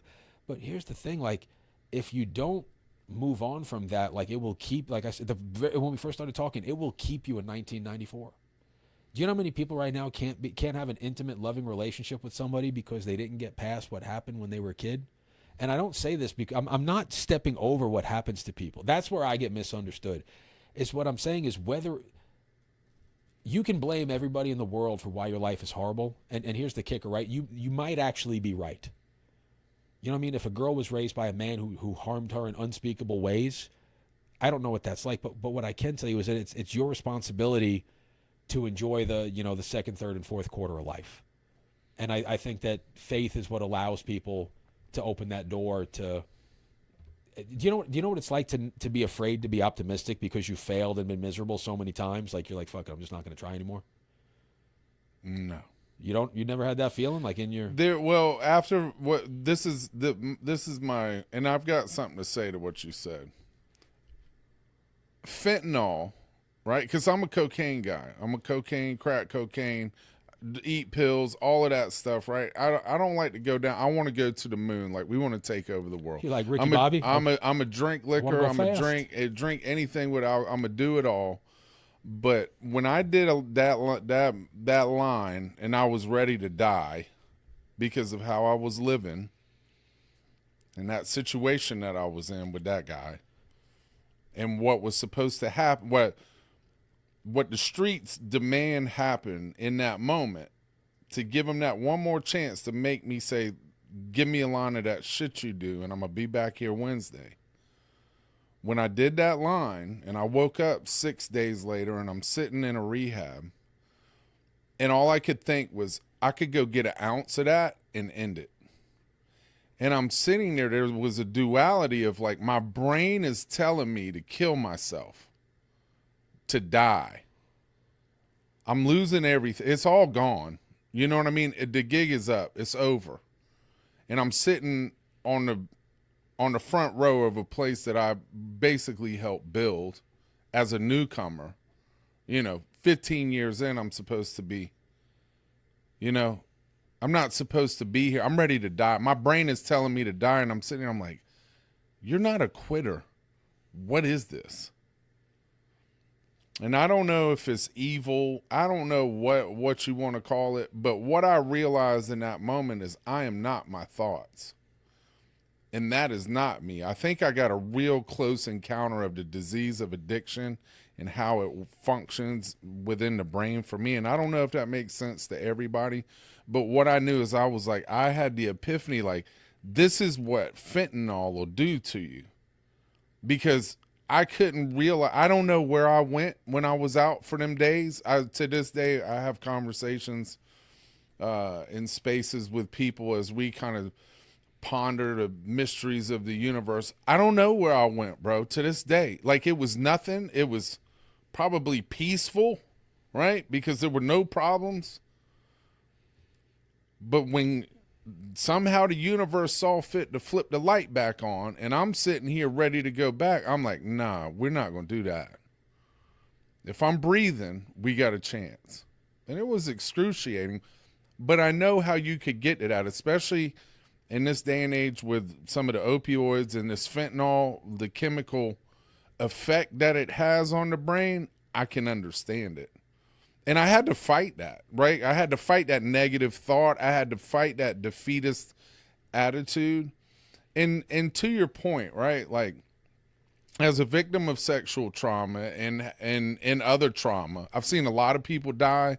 I've been in a lot of horrible stuff. But I like to remember what I said. It's not what you say. It may be how you say it. Let me tell you something to anybody that's listening to this. That horrific thing that you went through, that you're hanging on to, that you don't see no way out, I encourage you to put one foot in front of the other. Reach out for help and address that, because it's your greatest asset. And if you don't, you can't help me. And that's what I have discovered about it, because I'm not a one chip, back where I was coming up, there wasn't a multiple pathways. There was none of these frameworks that make sense to me. There was just this one abstinent thing. And I'm going to say this too. Thank God for Narcan, because I'd be dead, right? They Narcan me 6 times and took me, and God bless those people, those first responders that showed up at 11 o'clock on a Monday to save me in a horrific place. But my past and the horrors that have happened to me, the horrific things that I've done, I've lost a lot of people close to me. I didn't have a father. I don't know. My father's probably within a 20-mile radius of here. When I first saw him, I spent a week with him one time when I was like 12, and he put me back on a bus. And looking at what the fear of abandonment, and looking at why I was afraid, like you talk about being that big guy and this ego and this big shot stuff and all. I'm an egomaniac with an inferiority complex, and I'm gonna do everything I can so you can like me. The problem is it's all the wrong shit. learning how to address that stuff and acknowledge it in truth. And thank God, because I couldn't do it myself. It was from men and people who had come before me who had learned how to overcome, because victims don't get sober. Victors get sober. This is about overcoming. You know, the word recovery, there's two definitions. My boy Bradley Saxon dropped this, I don't know, maybe a year ago. He operated from a definition of recovery like a tow truck, to regain or obtain something that was once lost. I lost me. Shit, I didn't even know me.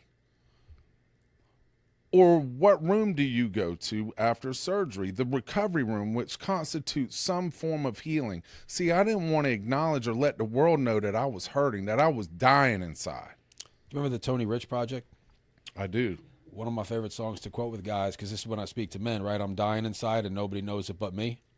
That song, like right now, there's going to be a guy tonight at one of these meetings with a neck tattoo, muscles coming out of his shoulders, and he's absolutely angry at the world, and he would give nothing for that girl to not leave him on red, or to see his little baby that was taken away because of his drug addiction. And REM, right? Everybody hurts. If people walked around with signs on their chest saying, "This is what afflicts me," we treat people a lot different. And you just said, right, like reach forward. You know what I do as a side project, and I've had many people reach out, and they wanted to share their sexual assault stories with me. Mm-hmm. This is the place where you probably get me choked up. So I started doing I like Chris Hansen. I would hunt and expose child predators. You can't say the other. If this goes on YouTube, there's TOS, so you can't say that word. But just we can call them Epstein's or Diddy's or whatever. PDFs. Yeah. So I caught dozens around the Southeast, and I'd be running accounts, talking to people. You saw some of the videos. What made you get into that? How did you get it? And I commend you for that. Thank you. So it's funny, right? Like I wish I could tell you that I've had an uninterrupted run of 16 years of sobriety, but that is not the case. Money about 5 years ago, it was 6 years ago. Success, pain and suffering and humility brought me into the rooms, and worldly possessions and success has brought me out. My talent took me to a place that my character could not sustain me, in the words of Dave Chappelle. And when I started drinking again, and I'm out there was like, God never left me. Like, I want to do something nice for people. Like, I want to help people, but when you're drinking, the show never comes off well. But either way, like when I put down the drink, I remember I'm watching Chris Hansen, I'm watching these guys on YouTube do these things, and I'm like, bro, I talk to people about suicide, and I talk to people about fentanyl, and I talk to people about sexual abuse. Like when we talk to these people who come in, it's amazing the things they'll share with us day one. I was like, I could do that. So I wound up talking to one of the guys I know that does it. I went with him, and I kind of co-interrogated somebody. Everyone's like, oh my God, like, you're like really good at that. And I just fell in love with it, and I started driving around the country, and I'd collaborate with other, content creators, and sometimes on my own. I did a documentary series down in Florida. We did, I think that was the guy who was like, you're the fifth guy I caught this weekend. I remember your jaw just dropped. And I was like, yeah, this is what I do. And so it's funny. Some people do it to shame the perpetrator. And I would always make these guys, I'm like, I want you to do something. I want you to look in the camera, and I want you to, what do you have to say to the 47-year-old woman who can't be touched by her husband because of what somebody did to her when she was 9? Like, what do you have to say to that lady? And I had these people reach out to me where they're like, thank you for speaking from our perspective. And, and I get a chance to see like the best in the world, the best in humanity. And it's funny, through the effort of like what is probably the most ugly thing in the world that anybody could ever do. So when I go back and, I'm talking like grown, like 55. I had a 55-year-old guy ask me, he's like, hey, can we have an offline phone conversation? I was like, sure. And he said that, and I wound up helping one or two people from that online community get into rehab. I was funny. I remember I got drunk on YouTube once and embarrassed myself, and it was through that I realized. And it was funny when these people were leaning on me, and like when I felt needed again, that's when God kind of pushed me in the direction to. He's like, I'm. Even if I could drink moderately successfully, it's the smallest cover charge in the world to pay, into the club of happiness. All he's asking me to do is to follow a few simple rules. And, that's why, like you said, there's multiple pathways. And I agree, multiple pathways will keep you alive long enough to where somebody can change. I don't necessarily know if multiple pathways will take you to the same place that it's taken you and I and a Chad and, those other friends. But, catching those, looking evil in the face, right? Like everybody, when we're kids, we want to be Batman. We want to be like, that's the closest thing.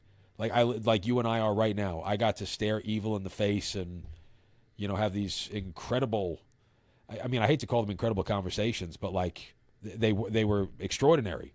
I'm like, how did you get to this point? Like, when did you find yourself, leaning into this? And how did it go from an internet curiosity to an urge to you just drove 274 miles to meet what, you believe was a 13-year-old child?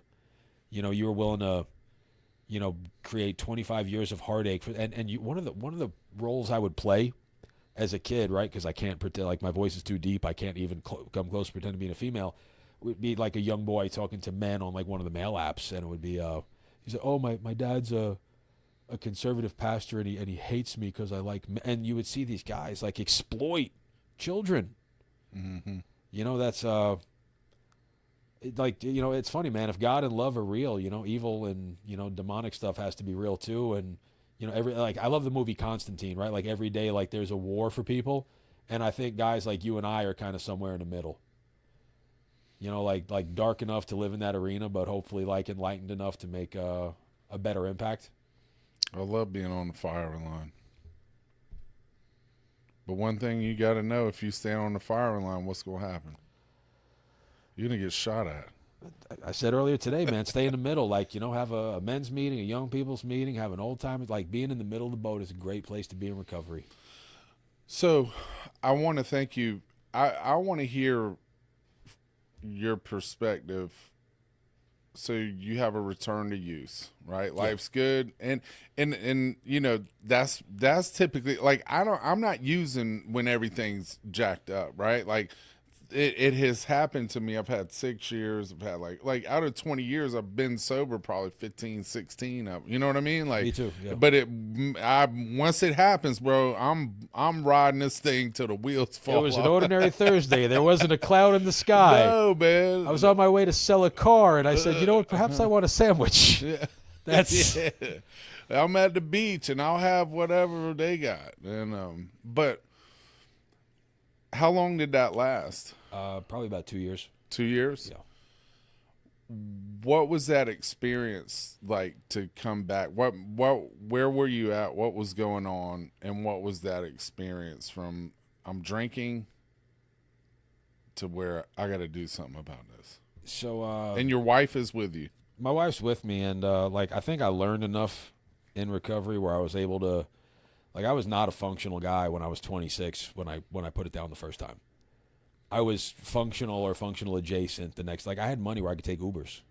You know what I mean? I'd go to a local bar and I could tell jokes and have fun. And, at 10 o'clock turned into 11:30, turned into 12:45, turned into last call, went from Friday and Saturday to Friday, Saturday, and Tuesday to Friday. And just, it started grabbing me little by little by little by little by little. And I had learned enough life skills where I was kind of able to, play the director, and the show came off somewhat well.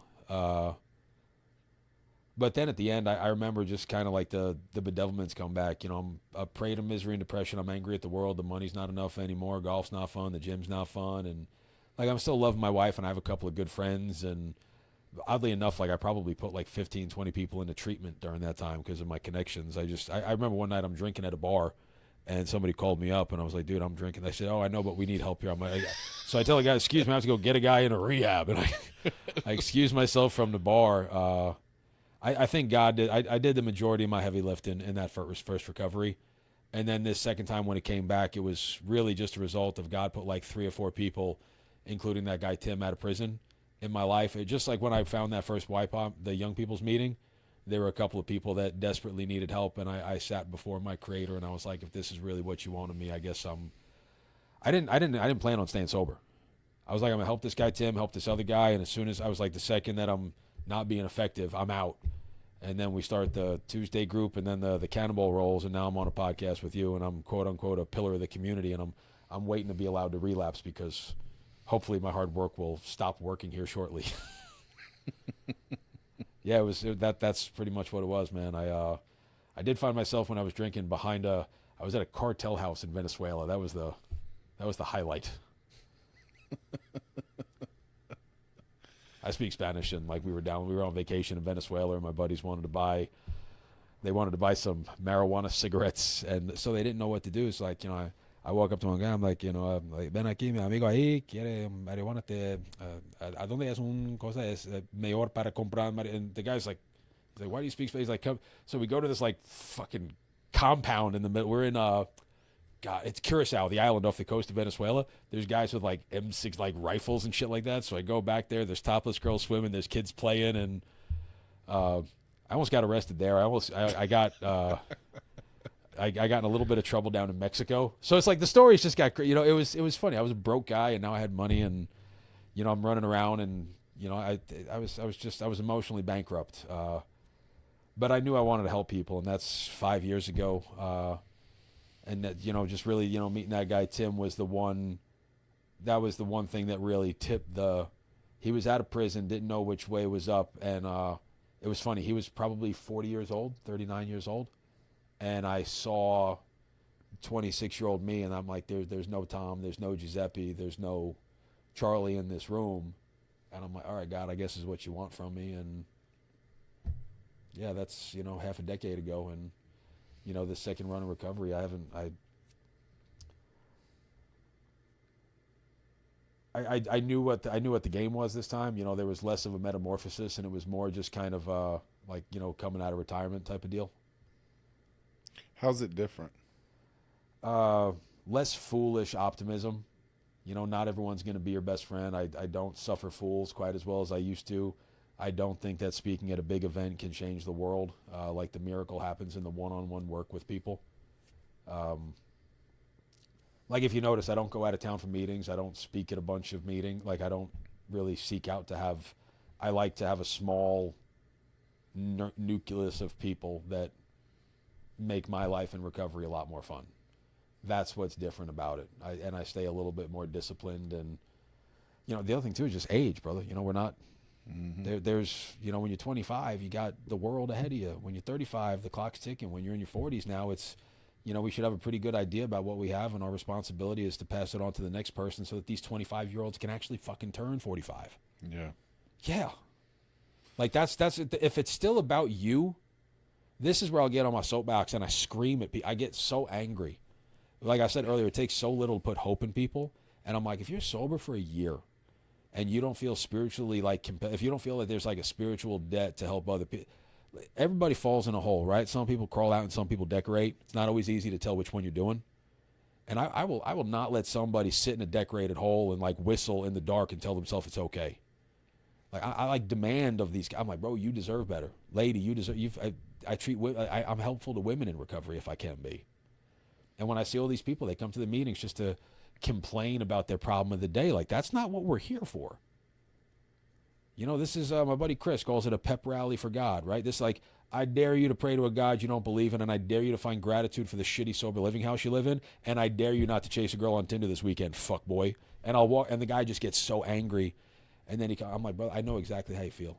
I wouldn't want to live in a sober living house anyway. You wake up and some guy's telling you where to be, what to wear, what time to go place, what bus to be on. There's no self-respect in that. But rock bottom's a great foundation upon which to build. And I'm like, if we can admit powerlessness, we have an if we can admit powerlessness and we have a little bit of willingness, we've got the recipe that's needed for somebody to get past where they're at. And I think that people, like, we're supposed to be custodians of God's love in these rooms. And I think a lot of people are not. They're like, I'm here for my recovery. And I tell those people, fuck you. Sorry. That's where I'm Chad says I'm crude and crass. Hey man, just your perspective, bro. If you never had a front row seat to, I got to marry Roland the other night.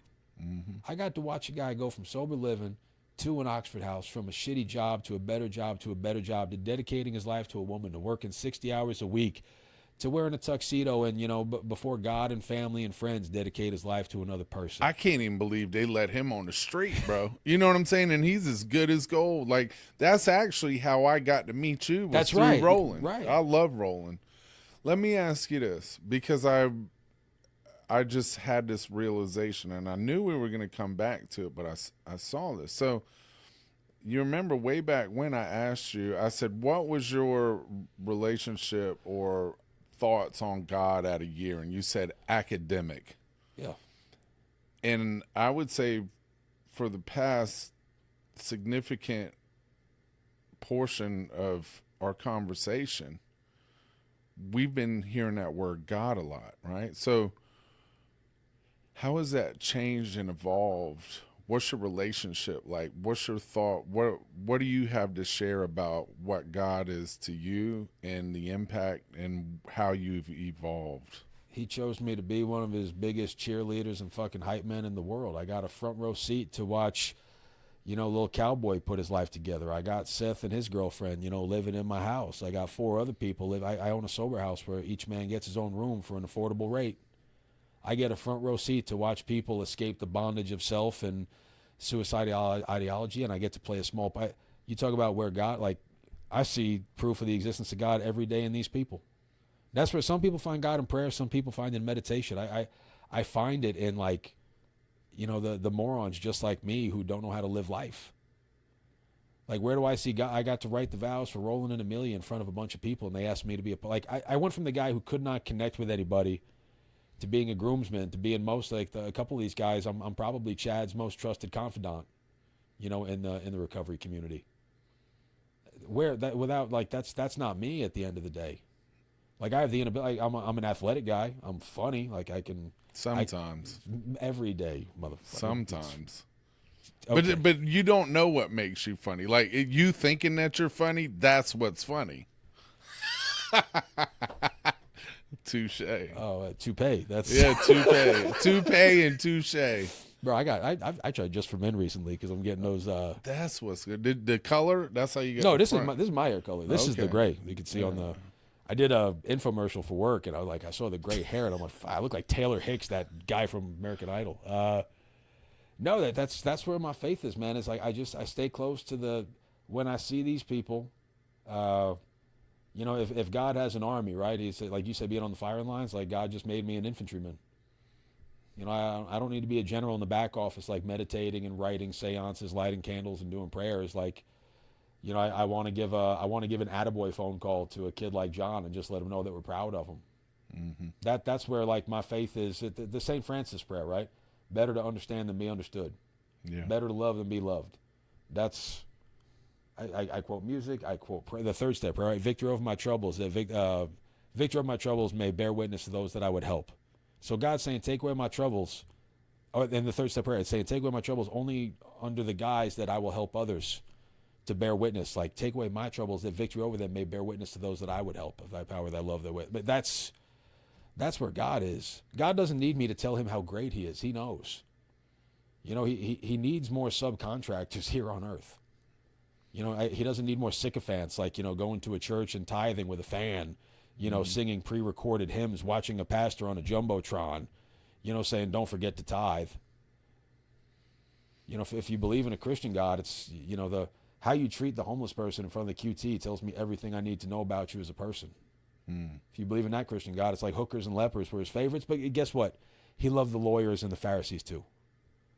That's, people need to get out of their own way. And another thing that now I'm getting self-righteous, I'm getting heated. Yeah. When people say I need to get around people I identify with, what does that mean? Get around people that you're uncomfortable around. When does growth happen in a comfortable setting? You've been to my little group that we are it's rowdy, it is diverse as all. I love it. We got non-binary people, trans people, gay people, 80-year-old black people. We got me. I'm the most white person on the planet. We got Chad, the fucking heroin addicted white from Ohio. We got, like, every single cross-section of life is represented in that room, and they all have a voice, and they all feel important, and they all help the next person. A lot of those guys at a year are doing more with the year than I was at a year. Yeah. Oh, yeah, I believe it. Yeah. Because you weren't really doing a whole lot. I didn't. It wasn't a community that would have allowed it, bro. You're a slow learner, but you're a grower. Growing out of showers. there were no young. I got sober up north in New York City on the Hudson. And thank God, or you probably wouldn't have gotten sober. Good possibility. So you said another word, and grower. No, no. Well, that too. Which are, you know, you're growing slowly but surely.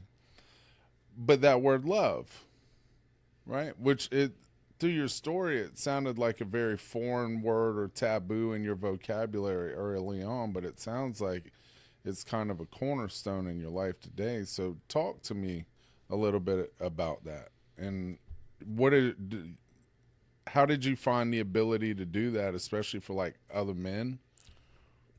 Bob Marley, right? Could you love and be loved? Like that's what does recovery mean? I love Chad. You know, I do. I love Tim.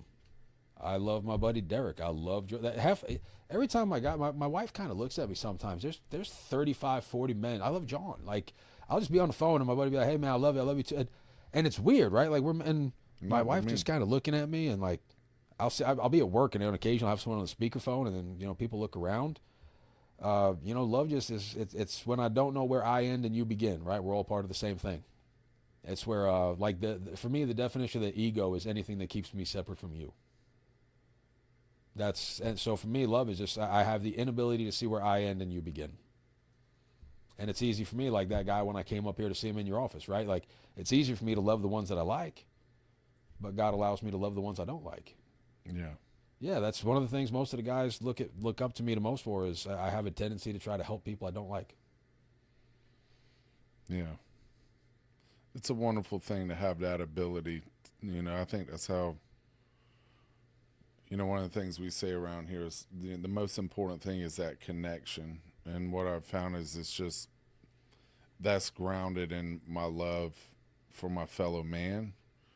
And how I have the ability to do that is I'm afforded that from a God of my own understanding. I may not like some of the things that people do, but at the same time, who am I, right? I've made every mistake known to, under the sun. What are some misconceptions or what are some things that people would be surprised to know about you today? I've cooked every meal my wife and I have ever eaten. That's a real thing. She don't cook. One day about 9 years ago, she put chicken in a pan, no oil, no. She's like, "I made you chicken," and I still think she can cook. I just think she's never done it, so I never had expectations that she could. I got 3 rescue dogs. 2 of them were on the kill list at the shelter. I speak Spanish fluently. I speak Korean pretty decently. I was a pretty talented golfer. Things people would be surprised to know. I'm pretty well read. I think that's something people don't necessarily get from me off the jump. I don't have a persona that screams intellect, and I think it throws a lot of people off. Mm-hmm. Yeah, I don't want to I don't want to tread on anybody academically, but I could see when people bully people with what they know, and I'm like, that's gross. You know what I mean? Like, don't do that. And I'll typically find people. Kind of like Good Will Hunting. Remember when he's like, "Oh, you like making fun of my friend?" And then he goes off on him, and he's like, "Yeah, I got apples. You like them? I got a number. How do you like them apples?" I'm pretty really and protective over the guys that I care about. You know, I've told people stay away from my guys. Mm-hmm.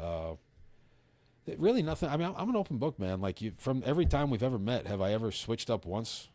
No, you're pretty consistent. That's where I think that's what God allows me to. I don't have to shapeshift anymore, and I'm an entertaining guy. Like I can change if I want to. That's the crazy thing, is like I can change, right? If I channel my my stripper dude, like coming to the main stage, we've got Portia, or the white guy voice. And don't forget, if you or a loved one has a problem with substance abuse or addiction, we here at Favor and like that. I found the version of me, and like this is just like my natural set point, and I love the fact that I love you, but I don't care what you think about me. Yeah. That's a freedom in and of itself that most people I don't think ever quite get to. Well, I think that's one thing that's important. And bro, you see me at every meeting. I dress like a lesbian. Look at the way I come to the meeting. And there's levels to this, but that word authenticity, you being comfortable in your own skin and being okay with just being you. You know, Bro, I got spiky hair from 1999. I need a hip replacement. I'm crude. you say you're from New York, but I think you're from the Jersey Shore. You know, it's kind of like, you could have been on the show, right? Do you realize everybody that partied at the I Jersey think they stole your name. You're the situation, right? That guy stole your name.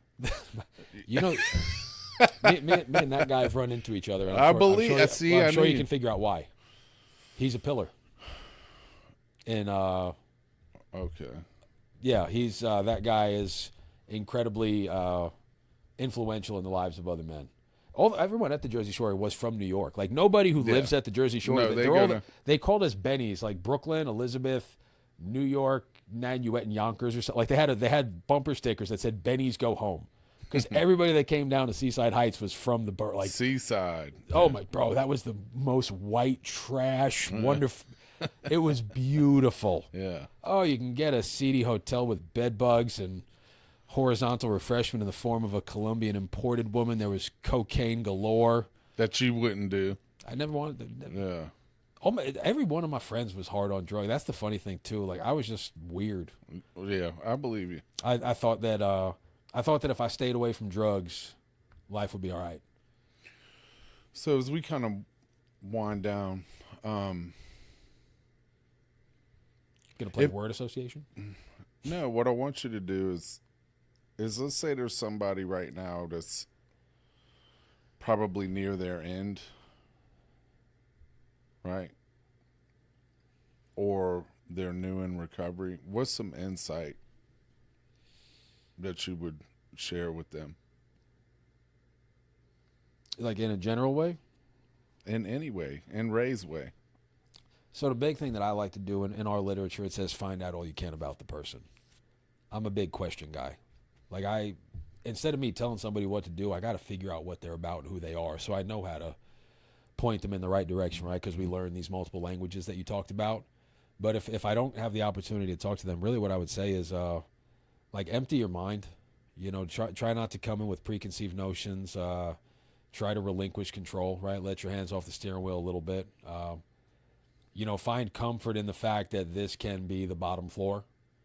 You know, instead of trying to like decorate the whole, like and find comfort in the fact that like the first step in fixing a problem is admitting that there is one, but it's hard to admit you have a problem, especially without faith, because then you're being weak and all that jazz. I would just tell people, like, be radically honest with your self-appraisal. Like, really just take a look in the mirror for 30 minutes and, you know, write down the good, write down the bad, write down the ugly, write down the ones that you don't know about, and, you know, just be open to whatever experience that, you know, can come your way. And the only thing I would say is that, you know, it can and it will get better if you are, if you're willing to fight like hell, you know, bite down on your mouthpiece, dig your heels into the canvas and do things that you don't want to do. This is my thing, right? I think that most people overestimate what they can do in a day and they underestimate what they can do in a year. So I say, slow down. You're not going to fix your life in a week, but also it's not going to take 5 years. You know, you just if you look down at your watch every couple of weeks, before you know it, you're going to be a kid like John. You know, getting a new house and a new place, and, you know, having some new friends, and like that's a guy I've seen in less than. That's my big thing is, you know, in 6 months you can have a radically different life if you're open to change and you're willing to do some things that are outside of your comfort zone. And the other thing too is if you don't like what you're hearing and what you're seeing, you know, we've got thousands and thousands of opportunities to get clean and sober. There's CA, HA, DAA, AA, NA. There's smart recovery. There's favor. There's moderation management. There's CODA. There's codependence and there's so many different places, you know, until you find your tribe. And I would say try to never be closed-minded to anything. You know, that would be that's my real, I mean, I don't know if any of that is even prudent, right? You should add a better definition from a pillar of the community, but I don't think we can quantify the magic that happens in a paragraph. Yeah. Yeah, we get out of our own way, we love other people, and we allow God to express himself through us, and, you know, friendship happens, loneliness vanishes, and change occurs, and, you know, next thing you know, you're on a podcast in front of 13 people with the great Nate K from Favor.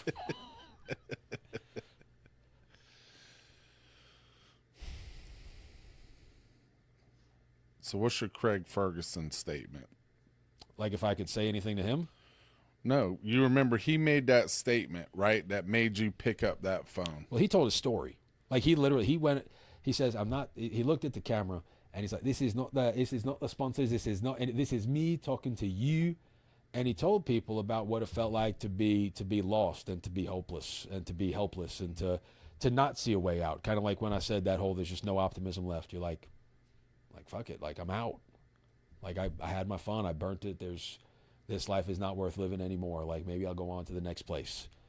So like that Craig Ferguson thing is, if you don't know what you're doing, put 7-year-old you next to you. 7-year-old you would not cheat on your wife. 7-year-old you would not steal from the store. 7-year-old you would not physically harm somebody. 7-year-old you would hug somebody that was crying. So that's it. If you don't have a God in your life and you don't have anybody that you care or love about, like you at one point in life you were 7, and hopefully you weren't tainted or jaded by life that much yet. And that's we talk about the mustard seed, right? Like all I'm asking for is a window of opportunity and just a small kernel of willingness to let great things commence. And you got to be willing to let go of everything that has happened to you and at you. That's the message. Like you are not your past. Do you like Ted Lasso? Yeah. He's incredible, right? He says he looks like Ned Flanders with his mustache, and he's like, I hope either all of us or none of us are judged by our worst moments. That's the greatest thing in the world, right? Like nobody's all good or all bad. We have some people, our worst moments have been on national TV or on YouTube or, what I mean? And like we as a people, like godless people are gross, man. We love to, like the voyeuristic nature that we want to sit out and watch somebody else's suffering. That's Suboxone. I'm like, I want to watch your misery rather than pay attention to my own shortcomings. And we're all guilty of it. National Enquirer, TMZ. Like if you look at the things people watch, like if you want to know where, here's another thing too. If you would have seen my algorithm 15 years ago and my algorithm now on the things that I watch, so I don't have any time for gossip or drama.